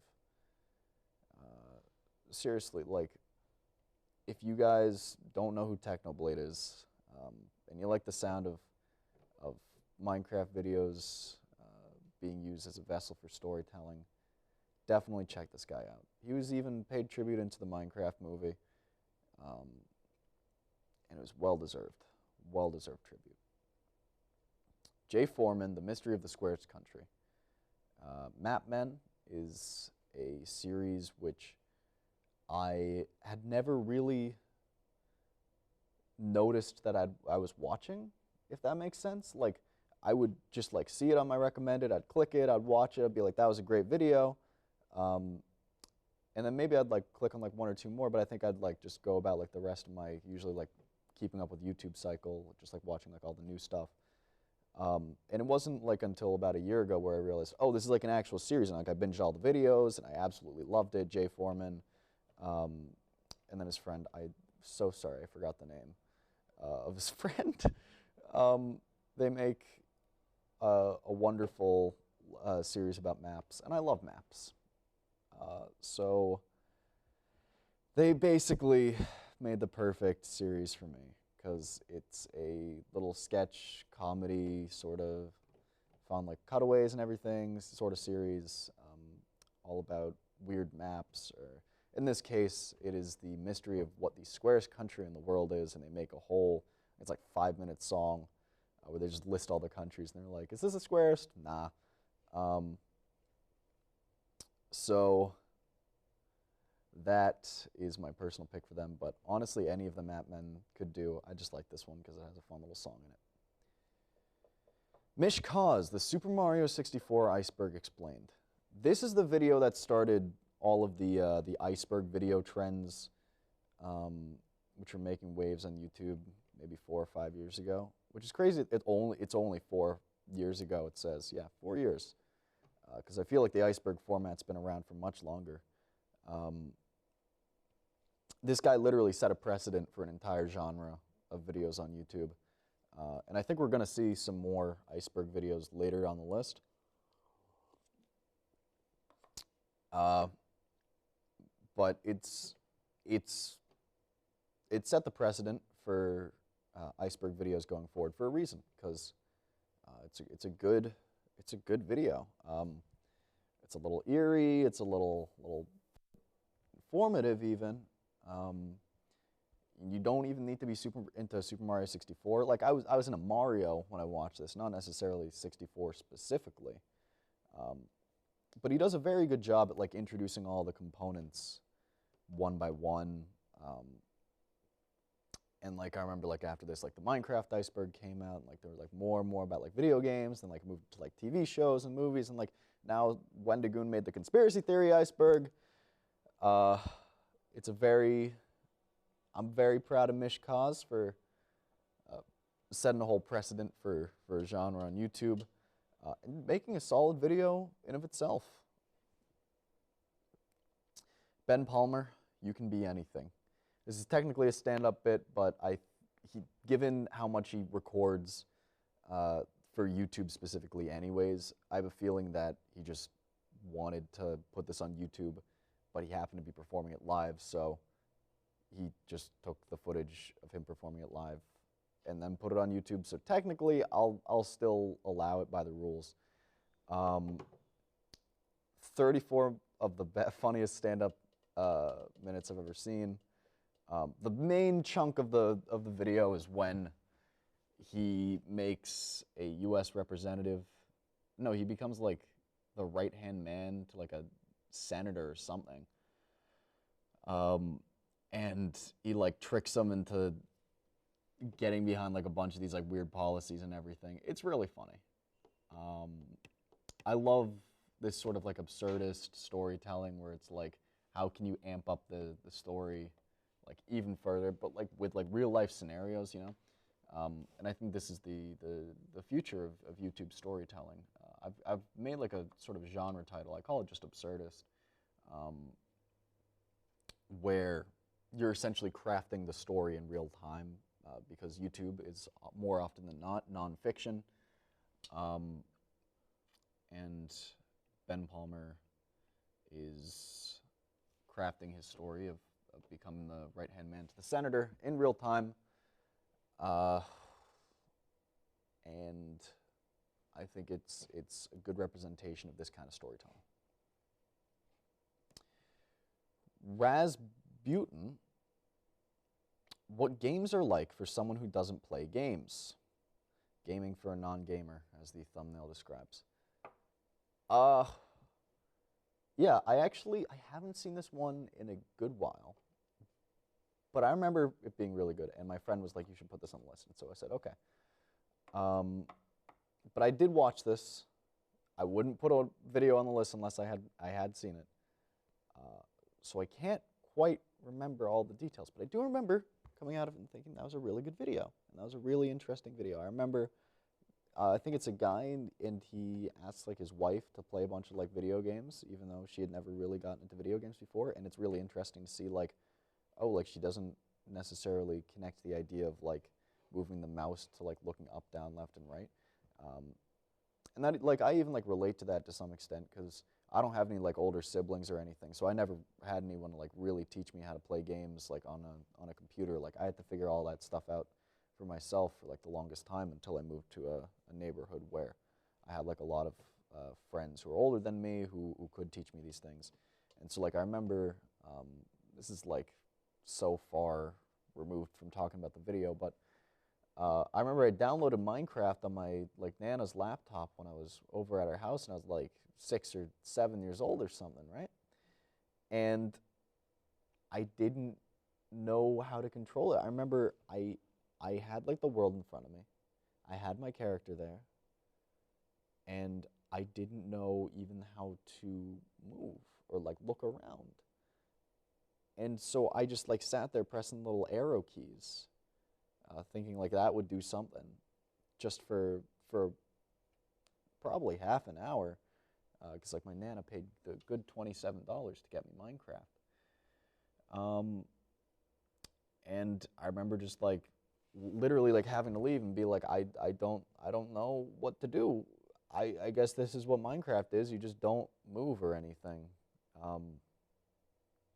And this guy essentially just puts his wife through that. It's like, here's a video game. Go play it without any instructions. And so I remember relating a lot to that. I remember every time I think about that, I think about that video. Summoning Salt, wonderful little documentary creator, mostly about video games and like speed running and everything. Before Dream made speedrunning like super mainstream, I think this guy, of anyone, brought it into more of a light than it had been before. At least to me, this is how I learned about speedrunning. And Mario Kart Wii: The History of the Ultra Shortcut is my personal favorite video of his because it was the first video I saw him. But it's so interesting to see like the different ways people do the ultra shortcuts. He's got the iconic Summoning Salt soundtrack as well. This is easily like the most accessible Summoning Salt video you can show someone. Like I now love his format so much. Like I could click on any one of his videos, no matter if I played the game or whatever. But if you want to get someone into Summoning Salt, or if you want to get into Summoning Salt, if you like the idea of speedrunning documentaries, I think Mario Kart Wii: The History of the Ultra Shortcut's the best place to start because everyone knows Mario Kart Wii, and it's really cool to watch footage of people skipping over half of Rainbow Road or Mushroom Gorge. Mike Salcato's Alphabet Lore, A to Z. A whopping 177 million views is crazy to me. But then I realized this has probably got a very big audience of children, which is really interesting. Because I never really thought of it like that. But no, you can watch this completely, like, it doesn't have any, like, swears or anything, so it's like, yeah, kids, this could be on YouTube Kids feasibly, but it's entertaining regardless of your age. Like, I watched this on the original Twitter thread that Mike drew this on, because the first, like, A, B, and C, you've probably seen Alphabet Lore, 177 million views. I'd be very surprised if you hadn't. Because the first, like, A, B, and C were, like, daily little, like, practice animations. Then he was like, would it be funny if I, like, started, like, amping them up more and more? And then that ended up just becoming his priority when animating. So I went with this because very good animation, pretty silly. And it's just really funny to think that it started out, like, so quaint, and he just was like, how big can we get this? And it reminds me of the children's show Alpha Blocks, which was on CBeebies, which is the British children's broadcasting. It's like the BBC for, like, little kids. And I used to go over to my grandparents' house and watch it in England. And so it reminds me of good times. History of the Entire World, I guess, by Bill Wirtz, 176 million views, which is really weird to think that it's just a million less than Alphabet Lore, because Alphabet Lore is so new, and to me, I know History of the World, I guess, is only 8 years old, but it feels like it's been around forever. It feels like such a YouTube staple. And when I was doing research for this video, for literally this, I was like, oh, like, what would people consider the best YouTube video of all time? This was the most common result. History of the Entire World, I guess. And that makes sense. Bill Wirtz literally took out, like, an entire year of his time just to make this video. History of the Entire World, I guess. And obviously, people know it for the stupid Reddit memes, but it's funny. It's got a lot of great quotes. It's got a lot of great little animations and stick figures and fun little drawings and everything. And it's not a half-bad summary of the history of our globe. Like, yeah, you can only talk about so much in, what is this, 19 minutes? But as a 19-minute satirical summary of our planet, then it's not horrible. Like, I know there's someone out there who made, like, an edited version for schools where it, like, cuts out all the swearing.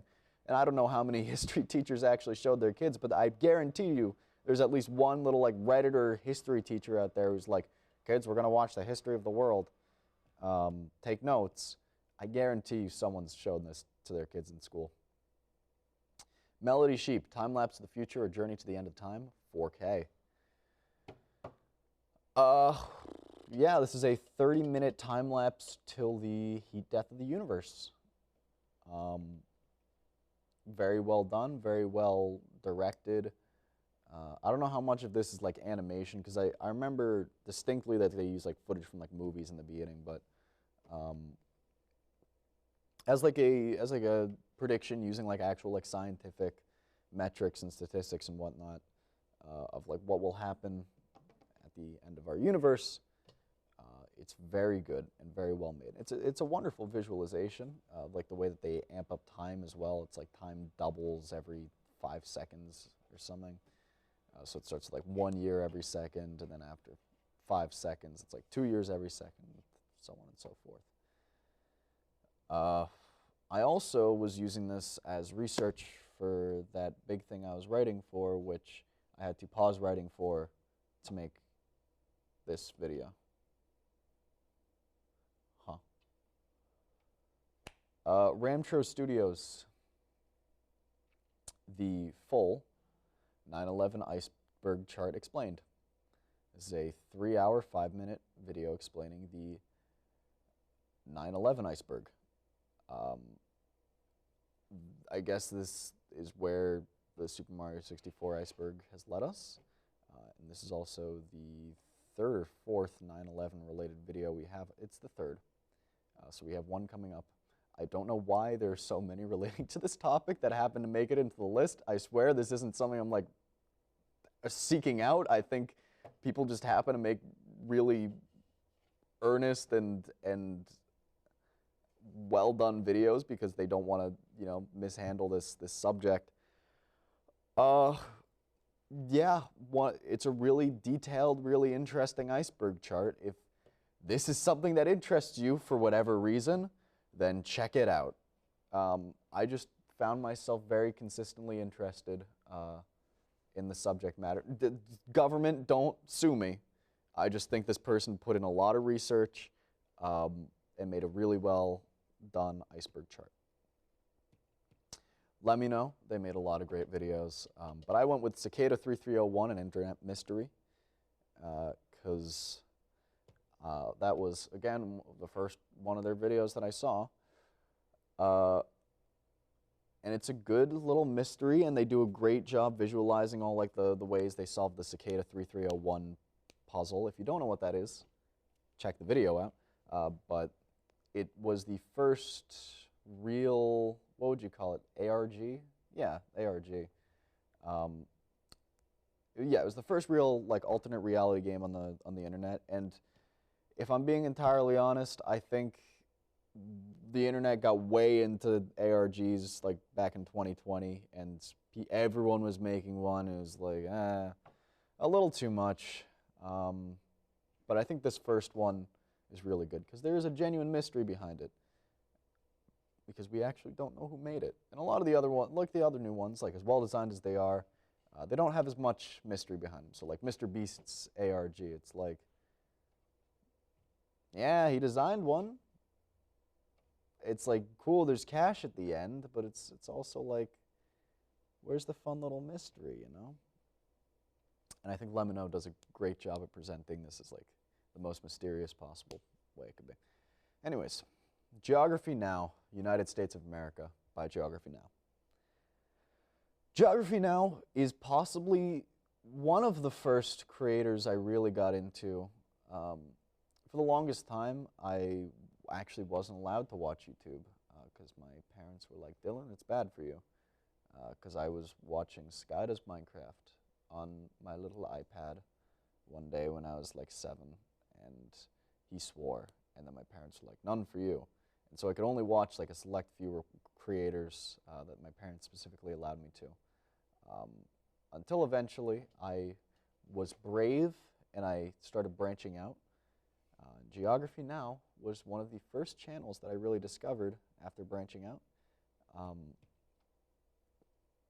And I think his United States of America video, it's an hour long, is one of the most ambitious and comprehensive projects he's ever had to take on, and he handles it wonderfully. I have so much respect for Paul Barbato, the creator of Geography Now. I would just love to make a show like his one day where I can just, teach things about geography in like a fun, silly, goofy manner. Seriously, he's a creator that means so much to me. And I think this is probably his best work, given just how comprehensive it is. And it's about my country, so I will be a little self-indulgent, and I think picking any other country that isn't just my own would seem like I'm picking favorites. It'd be like if I was like, yeah, geography now, Denmark's my favorite. It's like, why the Denmark one? Let's see, two clicks, Philip. The Grand Unified Toilet Theory. This is an animation comedy piece. I don't know. If you really like some silly, some absurdist, some, I'd almost call it like Nathan Fielder-esque comedy, then I think the Grand Unified Toilet Theory is one for you. I don't want to spoil it because I think just describing it would remove all of the comedy. But it's a very good pitch for how to make public bathrooms just a little bit better. Okay. I don't want to have to explain object shows, but I'm going to have to explain object shows because there's one object show on this list, and it's one. The video is 1-1, as in one, episode 1, Free Fall by Cheesy HFJ. If object shows, you either know what they are or you don't. Basically, back in 2010, these two 12-year-olds, Carrie and Michael Huang, made a cartoon on the internet called Battle for Dream Island. It was the first episode in a 25-episode season of Battle for Dream Island, where it was essentially like the show Total Drama Island, but instead of having human characters, it was object characters. So they have a Bubble character, and her name is Bubble, and they have a Fire character, and his name is Fiery, and so on. And it's a genuinely really interesting internet phenomenon where a bunch of like animators or like creators or whoever who got into this would essentially create their own version of that show. So there are thousands of these Battle for Dream Island-like shows, or object shows, because they use the object characters, where it's essentially the same format with some variation depending on the show. Same types of characters, and similar enough animation styles, but to the interpretation of the creator that made it.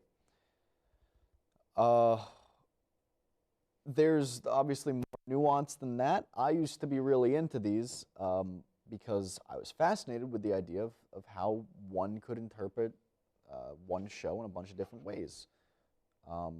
You know, it's not necessarily like watching any one show will be the experience that like really brings you in. It's more so the idea that this community can reinterpret and reimagine the same idea over and over again.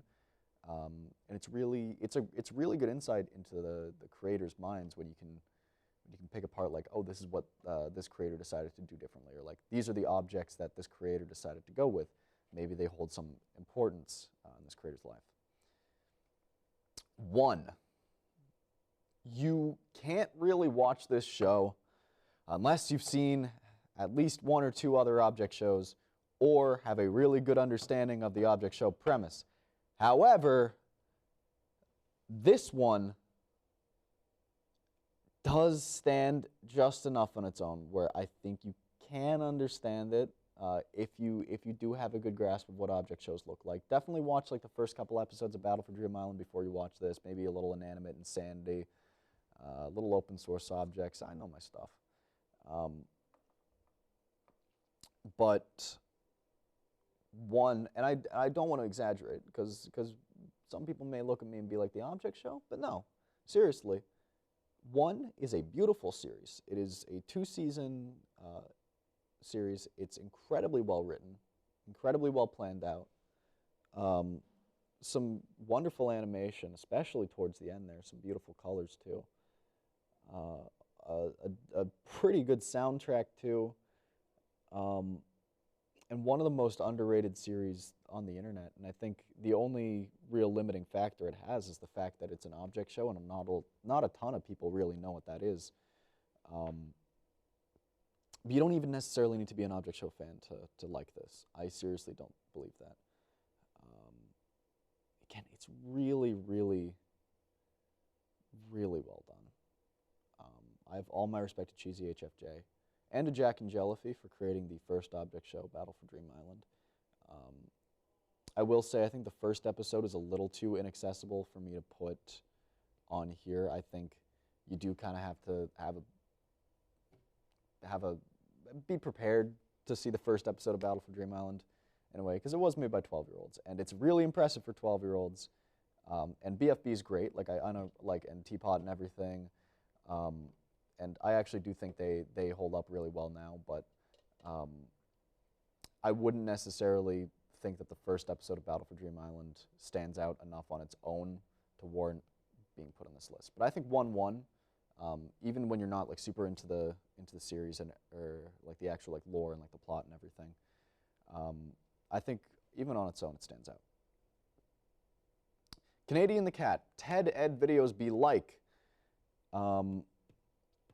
This is a parody of TED Ed videos that goes off the walls. That's all you need to know. It's very funny. When You Win in Uno by Legendary J. One of the best edits I've seen on this platform, period. I mean, this guy is seriously talented at editing. I think this is the most viewed video on the entire list at 208 million views. I think a lot of it's boosted because it's a short. However, of all the shorts on this platform, easily the best one I've seen. I think this is the only short on the list. Just phenomenal editing. I mean, I wouldn't even know where to begin on this. Like, a lot of the time when I'm looking at a YouTube video, I can pick apart. I can be like, this is seriously some talented stuff. However, I can see like which techniques they used, and like maybe if I invested some time in like this or like learning this, like then I could see what to do. With this, I wouldn't know where to start. Seriously, like I just wouldn't know where to begin if I wanted to recreate that. So props to them. Salmonella Academy, Timothy Dexter, the dumbest rags to riches story. Timothy Dexter is a Massachusetts local. He's from Malden, which I actually lived in Malden for 6 years. So there's a chance I have walked the same streets as Timothy Dexter. Salmonella, if you don't know who he is the first of, I wouldn't even say he's the first, because there's probably more that came before him, but he is one of many of these stick figure type guys who, he's a stick figure and he explains weird bits of history. But I think he is one of the best to do it. And I think he's one of the funniest to do it as well. And I think he chooses really good stories to cover. I think Timothy Dexter was the absolute perfect story he could have covered on his channel. Definitely a great way to get into Salmonella Academy. And hey, if you're a Massachusetts local like I am, you may spot a couple familiar faces. Giuseppe, the Gamer Movie, is a strange mess.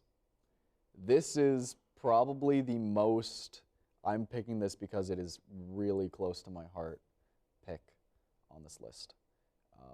It's a wonderful video on its own. And I'd probably, honest to God, I'd probably still include it on this list if I had just seen it on its own. But the fact of the matter is, there was a good 2-year, and like really take in how long 2 years is, 2-year period where every time my friends were over at my house, we would have to watch this. It wasn't even like a matter of like, should we watch it? We had to. We just had to watch this review of the Gamer Movie. And so it eventually got to the point where we were saying like, oh, can we watch the Gamer Movie? We weren't talking about the actual movie. We were talking about the 30-minute review of the movie, which is incredibly well edited. It's really funny. They use so many weird, obscure clips. I don't know where he gets these from, but I could and I have quote this entire review word for word, because I've seen, relative to how long the video is, I think I've seen this video the most, if that makes sense. Because obviously I can rewatch like a 1 or 2 minute video like over and over, and I usually will.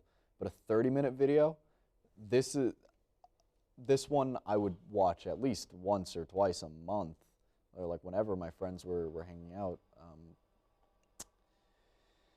I think there's one month where we probably watched it like 8 times. But we love this video because we can quote it word for word, and it's just more fun to quote it word for word like as a group than it is to actually even like watch the video at this point. So Giuseppe, thank you so much, seriously. I freaking love this video. Alan Becker, animator versus animation original. It's really bizarre to see how much of the animation versus animator series there is now, because he's now made like a bunch of shorts, and there's like 1 million like episodes, and they're all like really well done. He's such a good animator. But I went with the original animation versus animator because it's the cute little stick figure fights the mouse, and how can you not love that? It's so cute. I love YouTube. I love this platform. I love this freaking site. Pets Cop by Pets Cop. If you don't know what Pets Cop is, I don't know what Pets Cop is either. I still don't like understand. Is it real? I know it's not, but it looks real. It looks like a real game. It's basically like found footage of this game. I actually don't know. I haven't like gotten super duper into it. I only just included the first Pets Cop video here because that's all I've really seen. Because there is like a ton of it for being like a fake game. Like I don't know if it's like an animation or if like someone like made like a demo game or whatever. But yeah, it's would you call it even like horror? I don't know. But it's real footage of a fake game, I guess is what you'd call it. So if you want to see someone recreate like an old like PlayStation era game, then this is a video for you. Defunct Land. They've made a lot of great videos, but I personally went with Disney Channel's theme, A History Mystery. This is like the parallel to the Roblox Oof video I talked back up in like spot number 5 or something. Yeah, it's a very heartwarming mystery because like the Roblox Oof video, it's about finding out who made a specific sound effect. This one's an hour and a half. The Roblox Oof one was 2 hours, so it's a very similar length. But they end in very different ways, whereas the Roblox Oof video ends with me being like, I want to kill Tommy Tallarico. This ends with, I want to just hug the person who made the Disney Channel theme. And I don't want to spoil who it is, because I think it's a wonderful mystery. But there's so many great little reveals and so many nice little twists and turns. But it's all positive. It's all a positive mystery. So props to Defunct Land for making another wonderful video on top of your dozens of other really good videos. GeoWizard. This is a creator who makes a lot of GeoGuessr videos, but also a lot of real-life exploration videos. But my personal favorite was the Two Brits Traveled Boston to Miami by Any Means Necessary. I chose the first episode because in this one, they set out with the goal of going from Boston to New York via boat. So they try to take a boat across Long Island. It's a great way to open a series. The rest of the series is awesome. If you're really into travel and everything, this is like one of the coolest travel series I've ever seen on this platform, because there's so many wonderful moments in it. The one thing I don't like about it, they don't spend a ton of time in Boston, and they didn't really like their experience there, because they couldn't get a ride down to Providence or anything. And so, GeoWizard, if by some miracle you're watching this, I challenge you, go back to Boston, have a good time. There's so much to do in our beautiful city. Massachusetts is a wonderful state. I don't want you leaving with the negative experience of no one was friendly to you there, because there's tons of friendly people in Boston, Massachusetts. I can assure you that. Hugbees, fun facts about the U.S. President's educational cartoon. Hugbees has made a ton of great videos, and don't be fooled by the fun facts about the U.S. President's educational cartoon. It goes off the rails quick. It starts out as a regular fun facts about the U.S. presidents, and then again goes off the rails. I could probably quote each of the president's little fun facts, and I think this actually was the video that kind of got me into the U.S. presidents and everything, because he actually made a video beforehand where he made fun of like a very similar video that was actually made by like a little kid, talking about like U.S. presidents' fun facts, and he just spent the entire video making fun of like a 9-year-old child's school project. And that's not this video. This is the follow-up where there's like an animator who animates all like the little fun facts about the presidents, and it makes it very funny. And it only gets funnier the more you know about the actual U.S. presidents. So very well done video. We have reached the 4th and final video about 9/11 on our list. Video games about 9/11 by Paper Will. Again, I don't know what it is that makes so many 9/11 makes, what is it? 1 out of 25 videos on this list have 9/11 in the title and thumbnail. But I don't know. I guess a lot of these videos are very tastefully done, and a documentary about video games about 9/11 was really well done. It's a fascinating topic. Again, government, don't sue me. But clearly this person was interested enough in the topic, and I found myself interested for the 18 minutes and 32 seconds that they were talking about this. And hell, I even was thinking about this documentary after I watched it. It left an impression on me, which is what a good documentary does. So congratulations, Paper Will. You've made it onto the list. You made a very good documentary. The Cookie Clicker Experience by Dragoon. I don't like how we have to follow up a video about 9/11 with the Cookie Clicker Experience. But Dragoon makes a very, very well done escalating video about Cookie Clicker, a game which I've sunk some hours into, and it sums up the Cookie Clicker Experience really well. Captain Disillusion, the Debunkathon. Captain Disillusion, again, one of those creators you could throw in a lot of their videos. And actually, one of the creators which I showed my dad that one time where I forced him to watch YouTube. I went with the Debunkathon because I asked my friend Giles, who loves Captain Disillusion. I was like, I'll let you have the pick as to which Captain D video you want to do. And he was like, throw in the Debunkathon. Yeah, Captain Disillusion. I have so much respect for that guy. Wonderful creator. Wonderful VFX artist. Yeah. Solar Sands. Can you name one object in this photo? This is a video about AI generated art before all the DALL-E stuff came out. So this was back in 2019 or 2020 or so. And I remember my mind was absolutely blown seeing AI generated art the first time. And obviously now I hate it because it's just a bunch of crypto bros who are like, what if we replace real artists while simultaneously ruining our planet? But before, when it was a cute little, you literally couldn't recognize any single object in the photo, I thought, hey, this is interesting. I didn't necessarily support it. I just thought it was interesting. And I believe this is the video which also ends up talking about The Caretaker, which is the 6-hour project. It's a collection of 6 different albums. You'll recognize the first track, and I can't remember what it's called. It's Everything at the End of Time or something. It goes